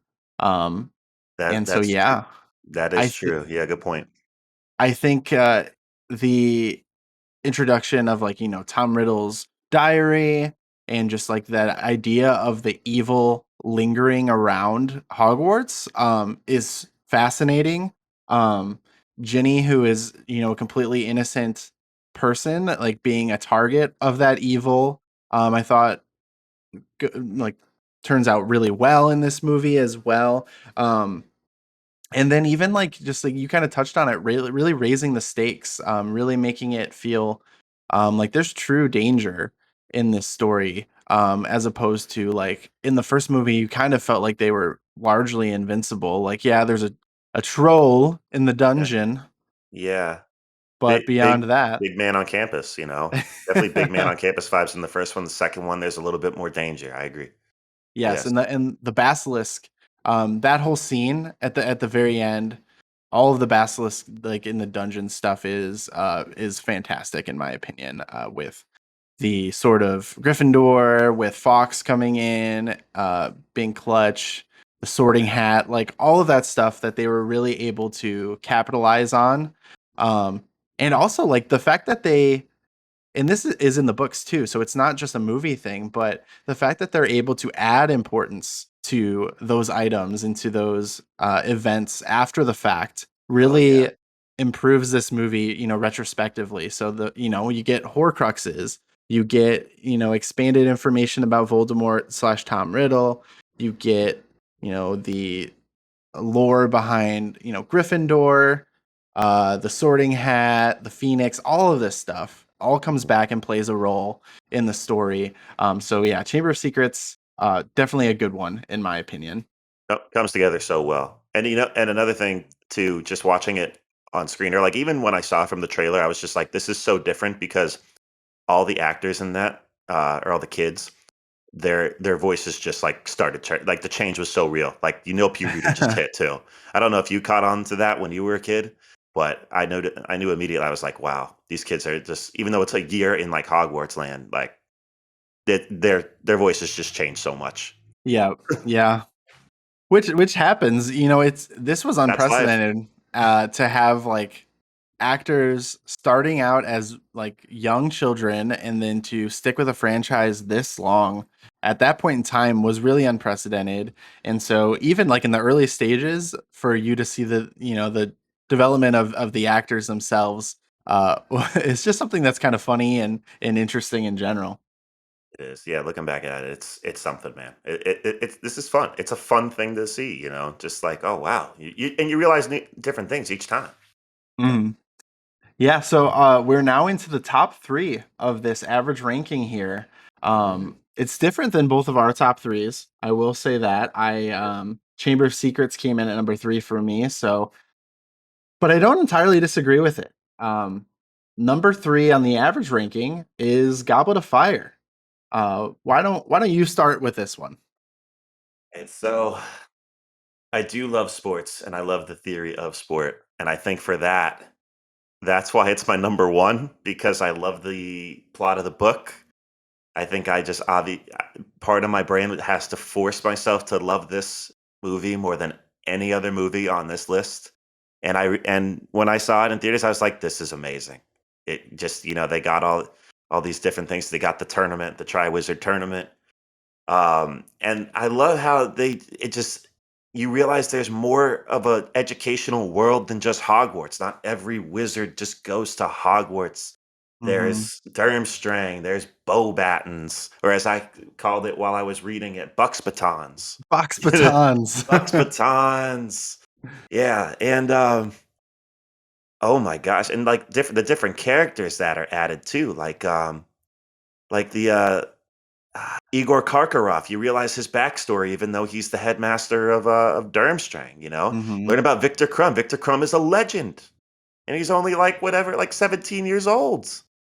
He's the legend Yeah. on the Quidditch pitch, and I just had that whole Quidditch World Cup thing too. Another video game I own, by the way, on PS2. Quidditch World Cup goes hard. You know, just all that, and the obvious fact that this is truly just the turn of the whole franchise, the whole series, because you finally get to see uh not the great one. I'm not going to say the great one. Wow. He who must not be named. I mean, The Voldemort in great the one. flesh. Yeah, in the flesh. Just all of that, the graveyard scene. Yes, the special cameo of Wayne Gretzky in this movie. Oh no. Oh yeah, wow. Ralph Fiennes and Wayne Gretzky. They definitely look alike, don't they? Oh God. No, Yeah. no, I think you're hitting on it exactly. Like, I guess we talked about it when we were talking about Order of the Phoenix, but I think the series really hits that elevated point right at the end of Goblet of Fire, and it's when it's like, oh, like this shit is for real kind of moment. Right. And it just takes it up another notch. Big time. Yes, yes, totally. And the real stakes, like obviously there had been people being hurt, injured, and everything to this point. But really, I mean, is this the first time we see someone like Avada Kedavra? Think so. So then, like, I gotta look back. You know what? We see it in a back in a flashback. We see it with I think Peter Pettigrew does it yeah, in in the beginning of Goblet of Azkaban. Fire. Or it's in the beginning, I think, of it's in the beginning of Goblet of Fire, I think. Okay. Right? I guess also technically, There's a bad dream that happens. That's all I know. technically, we do also see Harry's parents from the very beginning being murdered, but this is like, oh, Oh, yeah, okay, someone that we counts. know like Mhm. being murdered, like literally a schoolboy like getting murdered in front of someone who was a new friend. You know, like Cedric and Harry had become friends through the Triwizard tournament, and then Harry sees him, someone that he like admired and respected, and Right, was finally starting to accept as opposed to just being jealous of him. Um, right. just struck down, and then they do a good job of carrying over like the significance of that through the rest of the story, because like we even see like Force Ghost Robert Pattinson like later on, like so Yep. it's funny because Goblet of Fire really does a good job of kind of bridging the gap between the lighthearted nature of the first, three movies and books into Mhm. the more serious nature of the remaining books and movies.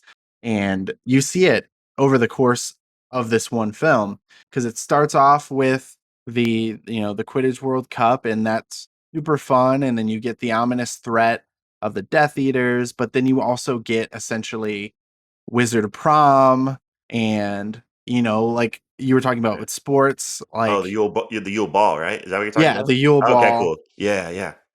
That's where you also kind of get, I guess they had hinted at Ron and Hermione a little bit, but that's where you first start to see that relationship Oh, yeah. forming. Yeah, Ron was kinda yeah, she was kinda jealous of the whole, Victor Crumb thing, and, like, Ron made some time a snarky comment, and Hermione was like, "Why didn't you just ask me then, you know?" Yep, Yeah, no, yep, you're absolutely exactly. that's a good point, good pickup, yeah.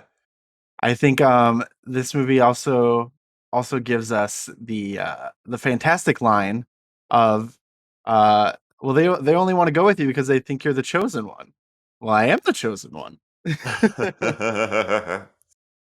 Oh my gosh. So I love that. I think Goblet of Fire overall does a really good job of really hitting the high points of both sides of that coin, in my opinion. And so I think for it to land in the top three of this consensus ranking is more than appropriate. I had it as my number two.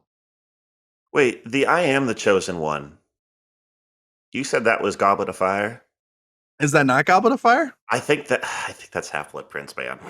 Really? I thought it was I because think it they is. wanted to go to the dance with him. No, no, they're talking about, it all Oh, comes back you're to the love right. potion. It's the love potion, man. Yeah, you're That's right. why. Because they Uh, actually struggled to find dates to the Yule Ball. yes, right. Well, gosh, the dress robes that, Mrs. Weasley, gives Ron in the mail, oh my gosh. Yeah, it's Ano like a 70s looking Yeah. tux. Speaking of looks, by the way, that film, one, I think it was the first PG-13 film, and they took it. I shouldn't say they took advantage of it, but like it was going to get dark when you found out the rating of that thing.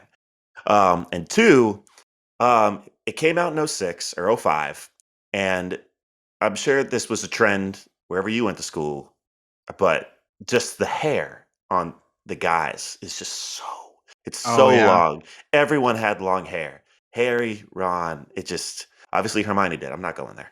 But like, that was the look, and they just like, yep, we're getting older, we're getting edgy. Give us the long hair. We're going with the times. Yeah, And it definitely was of the times. yeah, big time. So yeah, no, Goblet of Fire, I have nothing but good things. And the Dark Mark in the Sky still freaks me out to this day. Mhm. If I ever Totally saw agree that with in a that. dream, I'd be freaking out. Yeah. So now we're down to the top two. And this next entry is one that we are on separate ends of the spectrum on. And that Right. is Prisoner of Azkaban. And Yeah. so I think this is by far the best movie. This is by far my number one. I think the stuff that they do here is so much fun. They nailed time travel, which especially at that time, obviously now we have movies like Avengers Endgame, but like at that time for them to nail a somewhat understandable version of time travel and incorporate it so well into the story was just amazing. So that's something they did fantastic. I think this is also the point where you can really see the actors come into their own. Um, all three of the main characters, with Rupert, Daniel, and Emma, really step it up here. It's like you can really tell that they honed their craft. They really understood the characters now. There was enough source material to kind of soak in, and they could really inhabit those characters as well. Mhm. And that's before I even get into the side characters that they introduce here, because Sirius Black, Remus Lupin are two of the amazing side characters of this franchise. Yeah, very And important. Super yes, yes, important. absolutely. And they went hard with casting, because Gary Oldman, it's no secret he is an amazing actor.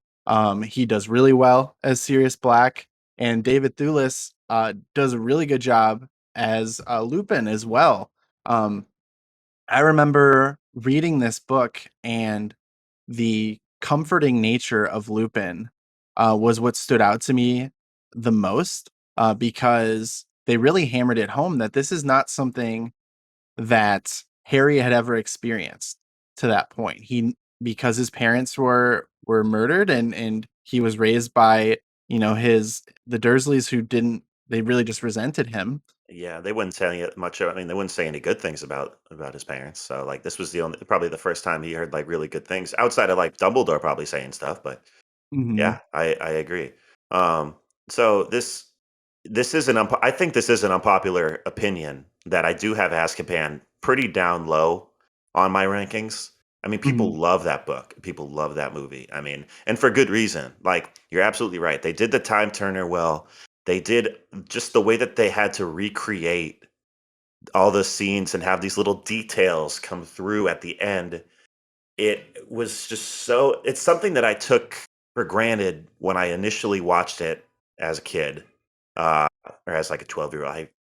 I'm losing track of time as how it got released. But when it first came out, I hated it. I thought it was so different from the first two that I was just like, I don't know if I'm gonna be able to watch the rest of these.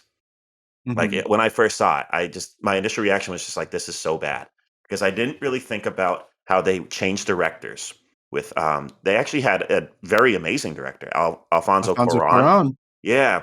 See, at that point, I didn't know how big a difference that would have Oscar-winning been. Yes. director. Oh, I know. But, like, I didn't realize how different that was gonna be, and I think it's not that it got better or worse, I just think I didn't like how different it became.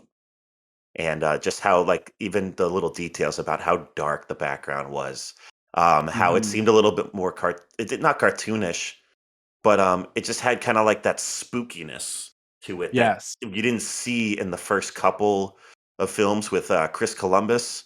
I couldn't get used to it, and if it weren't for kind of taking a step back, and I know I mentioned this earlier, where like probably the middle of the pack is like a crapshoot. Like, Azkaban could have been a little bit lower, but also could have been past like Deathly Hours Part One or Chamber of Secrets or whatever else.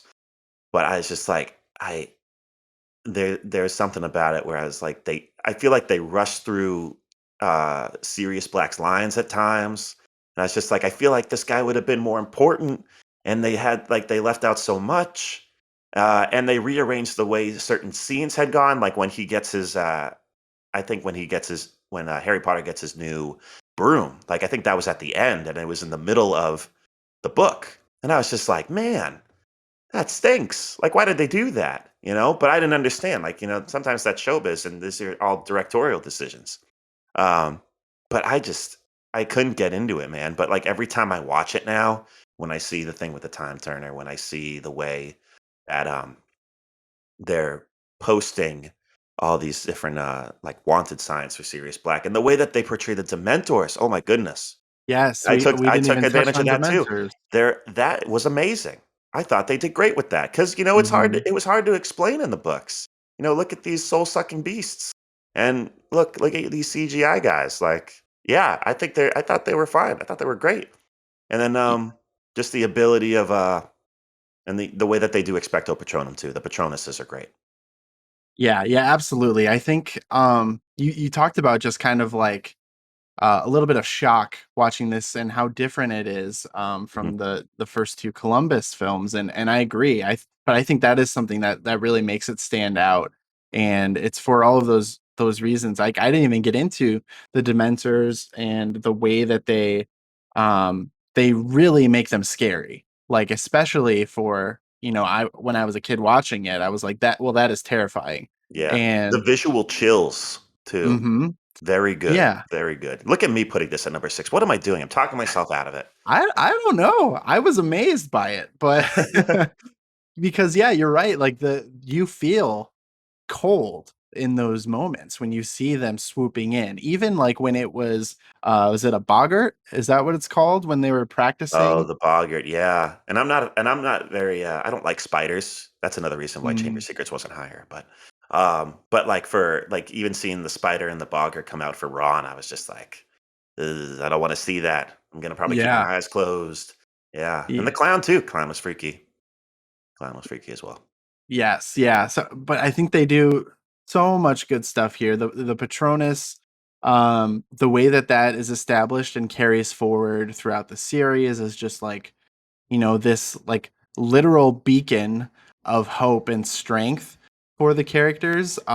Super well done, and even like the twist, like the way that they build Sirius Black as being this, nefarious character that you need to be on the lookout for. Like they are scared of Sirius Black throughout the entire movie because they don't know that he is literally like, this kind-hearted man that cares about Harry more than anyone in the world. And so for them to execute on the way that was written in the books, for Quaron to do that in a meaningful way, um, at the same time, also not discounting Harry's relationship with Lupin as well. Super impressive. And Some very very tricky writing, very tricky directing. Very yeah, much yeah, so. because you could very easily, um, like put too much stock into the Lupin Harry relationship, and then at the time of the Sirius reveal, like that gets shortchanged. But I think that they do a good job of really giving both of those relationships their due reverence, and then most importantly, setting it up for the Sirius relationship to really carry on strongly throughout the last few or Yeah. the next few movies. So yeah, Azkaban is always going to be the one that I pick up. If you told me like you only have time to watch one Harry Potter movie, which one's it going to be? It's always going to be Azkaban. Understood. I get that. That was definitely a book, and this also might have gone into the ranking too. I, as I'm afraid to admit it, but it was tricky trying to follow along with the things that were happening in that between the time turner and the um just figuring out the surprise about how Sirius Black isn't this Mhm. murder and all this stuff, and Lupin just suddenly going to his side, and Peter Pettigrew suddenly coming up, and I'm like, oh my gosh, what? There's just so much happening. So Gotta put much. this thing down Yeah. because I'm just like, "What is that? I don't know what's happening, man." Ugh. Well, and we keep talking about the longer we talk about it, the more things I remember too. Because like, how have I not even mentioned like the scene of Harry soaring over the water with on Buckbeak? Oh, Like the hippogriff, yeah. Yeah, it's true. beautiful, and that was like one of the first moments you really felt like this grand sense of scale and adventure, and like oh, that's just awesome. That movie is awesome. I've got Yeah, nothing side note more. also, I know you at the beginning of this, talking about this movie, we were talking about the, character development starting to really show. That right hook, maybe it was a left hook by Emma Watson on Ooh, Tom yeah, Felton on Malfoy, that was smooth. Very smooth. so satisfying. Yes. That felt good. Yeah, yeah. That so amazing, and it sounds like we've maybe converted you A more. little bit. As I said, the middle of the pack is a crapshoot, and I hmm think that the ranking just the ranking itself, it just you don't think about these things when you're initially jotting it down, and you're like, man, got and it's one of those when you watch it over and over, you're like, okay, I think I understand why they did this. I think I understand why they did that. And that's probably why it wasn't last. I'm not gonna say it's first. I'm just gonna explain why it wasn't last, and that's why. Because every time I watch Mm. it, it gets a little bit better. So I think we'll take that. We'll yeah, take that. that's all I'm gonna give. So we're down to number one, and so if you've been keeping track at home, it's very clearly Deathly Hallows Part Two, the final entry in the Harry Potter movie series, the culmination of the entire story to that point.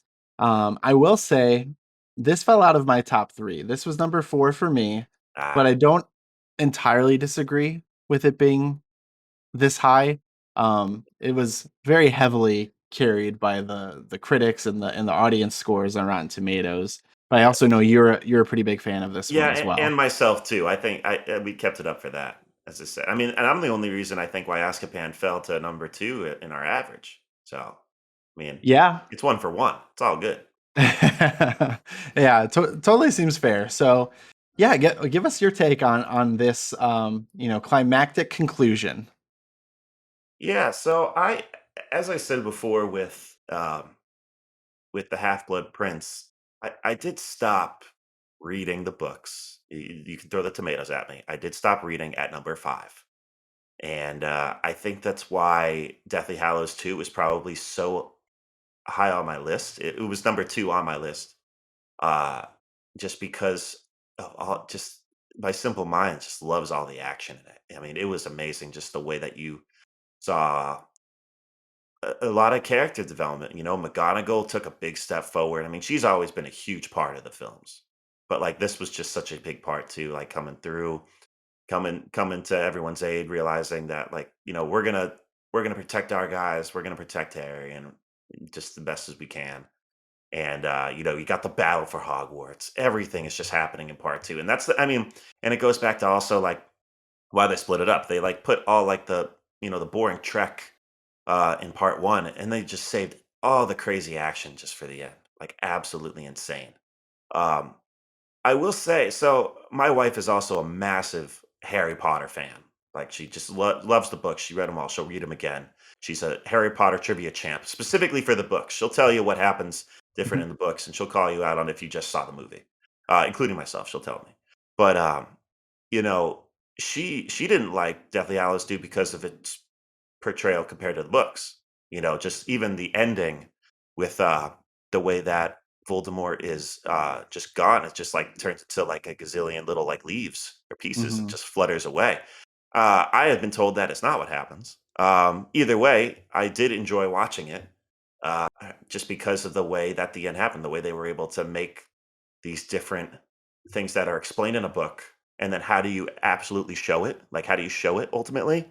I think they did a great job. I think it was just everything came together nicely. Neville Longbottom just comes out of nowhere, and he is basically he's like the biggest role player in history, arguably the Yeah. champ. Sixth Speaking man of of the year, coming Neville together Longbottom. nicely. Yeah, man. I mean, just absolutely just swinging that sword and hitting the crap out of. Can't believe what I just. Never mind. Out of Nagini, right? So Mhm. that is my take on Deathly Hallows Part Two.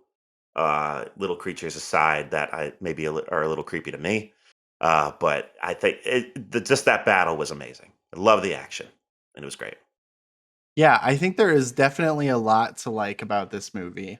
Um, I have to say, like, part of my reason for not being as high on this is I feel like it really lacks a lot of the quieter moments that were just all in part one. Like they really lowered the quality of both movies by splitting it in half, in my opinion, because you could have had more moments of levity, you could have had more character focused moments intermixed with like a lot of the action and a lot of the like big story moments as well, and really kind of found that great balance.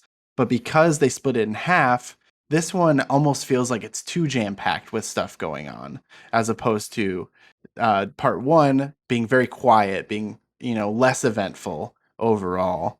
It did kind of feel nonstop at times. I Mhm. did love the action, but there were moments where I was like, I don't know if we needed to see that, just because it Right. just felt like it was a filler scene of someone just killing or just taking down someone else. So Yes, I agree. yeah. I like your take on this, though. That makes a ton of sense. I think that's part of it. That's probably the biggest thing for me. I also, before I forget, I want to just really acknowledge the performances by not only Ray Fiennes but also Helena Bonham Carter as Bellatrix. Oh yeah, I love her in that role. She does amazing. She's terrifying, chaotic, like exactly the type of character that I would be terrified of.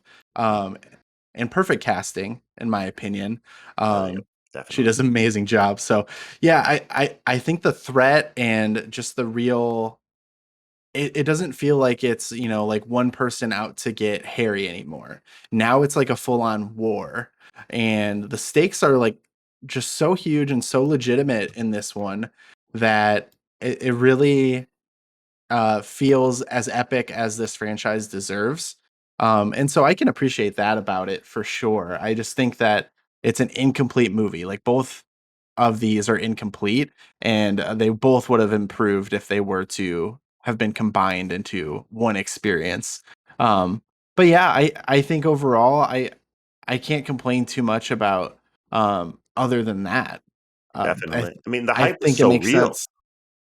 Absolutely, absolutely, and they nailed it. I don't think there was a lot of people. If they were, it was a very, small group of people that were dissatisfied with the way that they concluded not only these books but this movie franchise as well.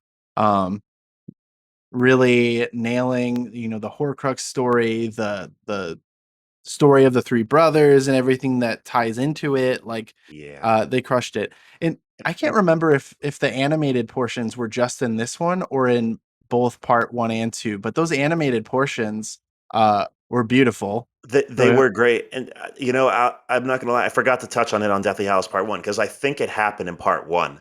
I That think was you're kind of right. that was kind of the reason why I had it in the middle of the pack rather than a little bit down. Like, just it all came down to the portrayal of what they were trying to do and explain, and I think they Mhm. explained it really well. Yeah. Especially as someone that wasn't as familiar when they got deeper into the Horcruxes because they didn't read the books. I thought it was great. I mean, I was able to understand to the best of my ability, and I think just that animated area, as you said, just so beautiful and well said too by Hermione, and Yeah. it was amazing.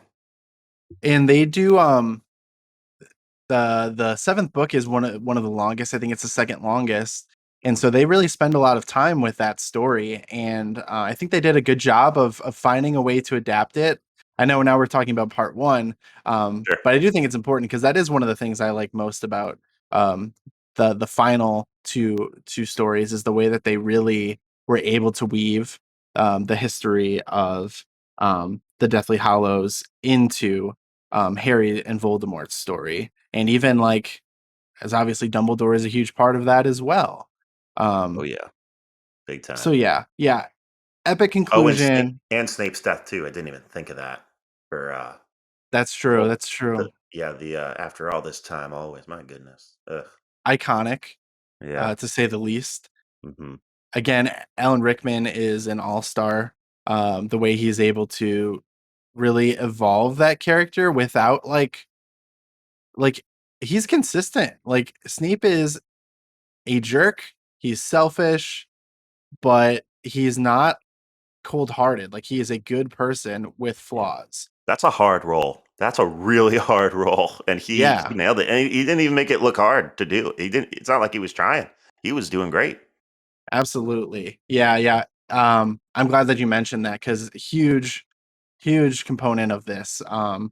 And yeah, Alan Rickman deserves all the praise that he gets for that performance. Or that he got from all that performance. Rest in peace. Right. Um, Yes, indeed. so I that's it. will, if you don't mind me asking. So, not to go back to Deathly Hallows. So, I probably put it really high. Like I put it as number 2 on my list, mainly because of how great they put it. They tied it all together. So, as a standalone movie, I definitely agree with you. Probably could have been better. But like as a conclusion to a franchise like that, I would say they definitely nailed it. Close to nailed it, I'd say. I'd agree If with you agree. that. I Yeah, think very similarly to how I felt about Sorcerer's Stone. Um, sure. as a standalone, objectively, it's flawed. Um, in the context of the greater franchise, uh, excellent. It'd be hard to ask for more. Because the same way that Sorcerer's Stone really laid the groundwork, built the world at the beginning, Deathly Hallows Part 2 does a really good job of hitting those notes that we wanted, but also hitting on some things that we didn't know we wanted. And really just wrapping up the story in what's a grand way, but is not like over the top and ridiculous. Yeah, it was a massive finale, and like the marketing, I even remember the marketing behind that was just insane because they had like just come out with Harry Potter World at Universal like a few months before. It just, as I was trying to talk about the hype being so real, it exploded again, just like it did at the beginning. You know, Mhm. it was insane. That's probably why they were able to eventually be like, let's do Fantastic Beasts and all that, and create this bigger world. And yeah, we'll see how that goes later. But I don't know. That's a story for a different time. Yeah, so that's our overall ranking. The average ranking again of Brian and I's individual rankings combined also with the Rotten Tomatoes critic and audience rankings. Um, so I think this is a pretty good representation as a whole. We obviously talked about some of the biggest differences that we had between our individual rankings and this one, also between the two of our individual rankings as well. But I think one of the beautiful parts of the Harry Potter franchise is that even if you like all of these, like I like all of these movies, you can still feel so passionately about, some more than others and still see the benefits or where the pros where people are coming from with different opinions. Oh, agreed. Big time. Just everyone's got a different perspective on all these. Because I mean, as I said, like you know, I'm sure there were a ton of people that were like, we're gonna go through this because we love the hype, even though we didn't read the books.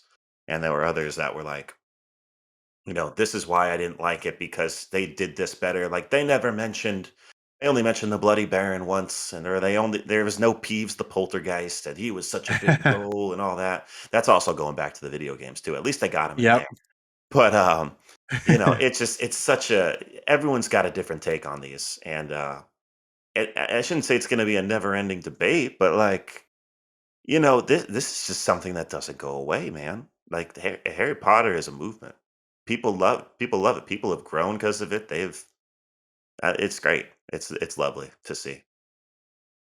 Yeah, yeah. I think that's a good place for us to wrap up because yeah, we love these movies.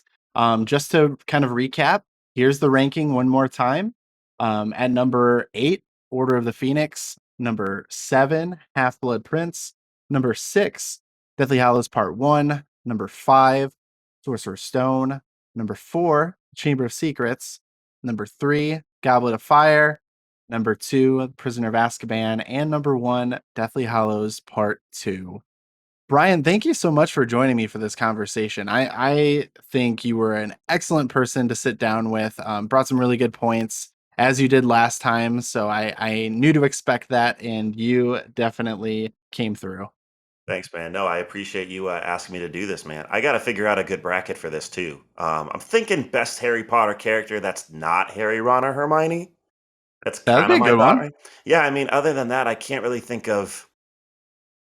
I don't know. Make a Quidditch World Cup bracket. I can't really think of a good topic right now. I guess the characters one. We'll see if that's something in the future. But either way, thank you so much for having me. This was fun. Yeah, a lot of fun. I well, what kind of brackets have you been running recently? Let's give you the chance to kind of toot the tout. Oh, Is that okay, a fair, word? yeah, Tout? fair enough. I'll try to go real quick. So I did the decomp reboot bracket. I already talked to you about that. Halloween Town ended up winning the whole thing again. So I'm kind of rethinking doing reboots at all. Of Um, course. I did a Batman bracket, which kind of got hijacked by a very a huge amount of Supernatural fans.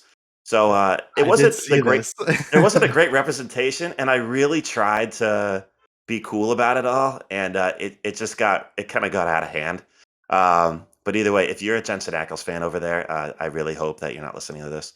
But yeah, Christian Bale won Best Batman. I will say that, and most recently, I did Best Game Show Host, which was obviously Alex Trebek. It was Alex Trebek and Bob Barker in the final. Everyone voted Trebek. And right now I'm doing Backyard Baseball 2001 players, Yes. which is quite niche, very much like DCOM's in its own, like where, there's a certain following of people that are like, we love Pablo Sanchez, we love Pete Wheeler. But I decided to keep in the 2001 factor so we could get some MLB All-Stars in there. So basically half of the bracket is who's your favorite MLB All-Star from the year 2001. So yeah, check those out, and eventually maybe we'll have a Harry Potter one. We'll have to see. I'll figure it Yeah, out. absolutely. So that's you're at BrianBrackets on Twitter and Instagram. We'll definitely get some links in the description as well. So if you're listening and you want to jump into all of the fun of those brackets, those tournaments, you'll just have to check out the description, and it's very easy to participate in those. I love seeing Brian's posts pop up on my feed and to just hop in there occasionally, stir the pot a little bit with some Jensen Ackles fans. Hey, I learned something. During that. That was insane, man. It really was. But yeah, vote and even give me ideas. Doing random ideas, some nostalgic, some current. I just got to see. I mean, we'll figure something out. I'll make some random topics and people will vote on them. That's how it spreads. Awesome. Well, thank you again, Brian. We'll definitely, keep you in the loop if there's anything else that we can talk about. I'd love to have you, pop back in again. All right. Thank you so much. Appreciate you. All right. So that was Brian Brackets and myself talking through the Harry Potter movie franchise. 8 movies that I genuinely like to varying degrees. Like you heard me kind of tear some down, and you heard me lift some of them up, especially Prisoner of Azkaban, which is definitely the best one. I don't care what Brian has to say. No, just kidding. But yeah, seriously, that's the best one. Great conversation. I want to thank Brian once again for joining the episode today. It was a pleasure having him back. I'm excited to hopefully have him join us again in the future. Of course, I want to thank Richard, not only for talking Nicolas Cage with me earlier in the episode, but for all the work that he does on the show behind the scenes. Thank you so much. If you have not followed Brian on social media, definitely check out the links in the description and do so. You will not regret it. And if you need any type of audio work, Richard's your guy. So check out that link in the description as well. And then finally, if you have not followed the podcast on social media, if you've not followed me on social media, you can find the links to do so in the description. We are also on YouTube, still cooking up some video projects to add to the YouTube channel as well. So soon we will have some exclusive video content that won't be on the podcast feed. So it is important that you are following the YouTube channel as well. But that's going to be it. Please like, rate, review, subscribe, all of those things. And I appreciate it so much. We'll see you next time.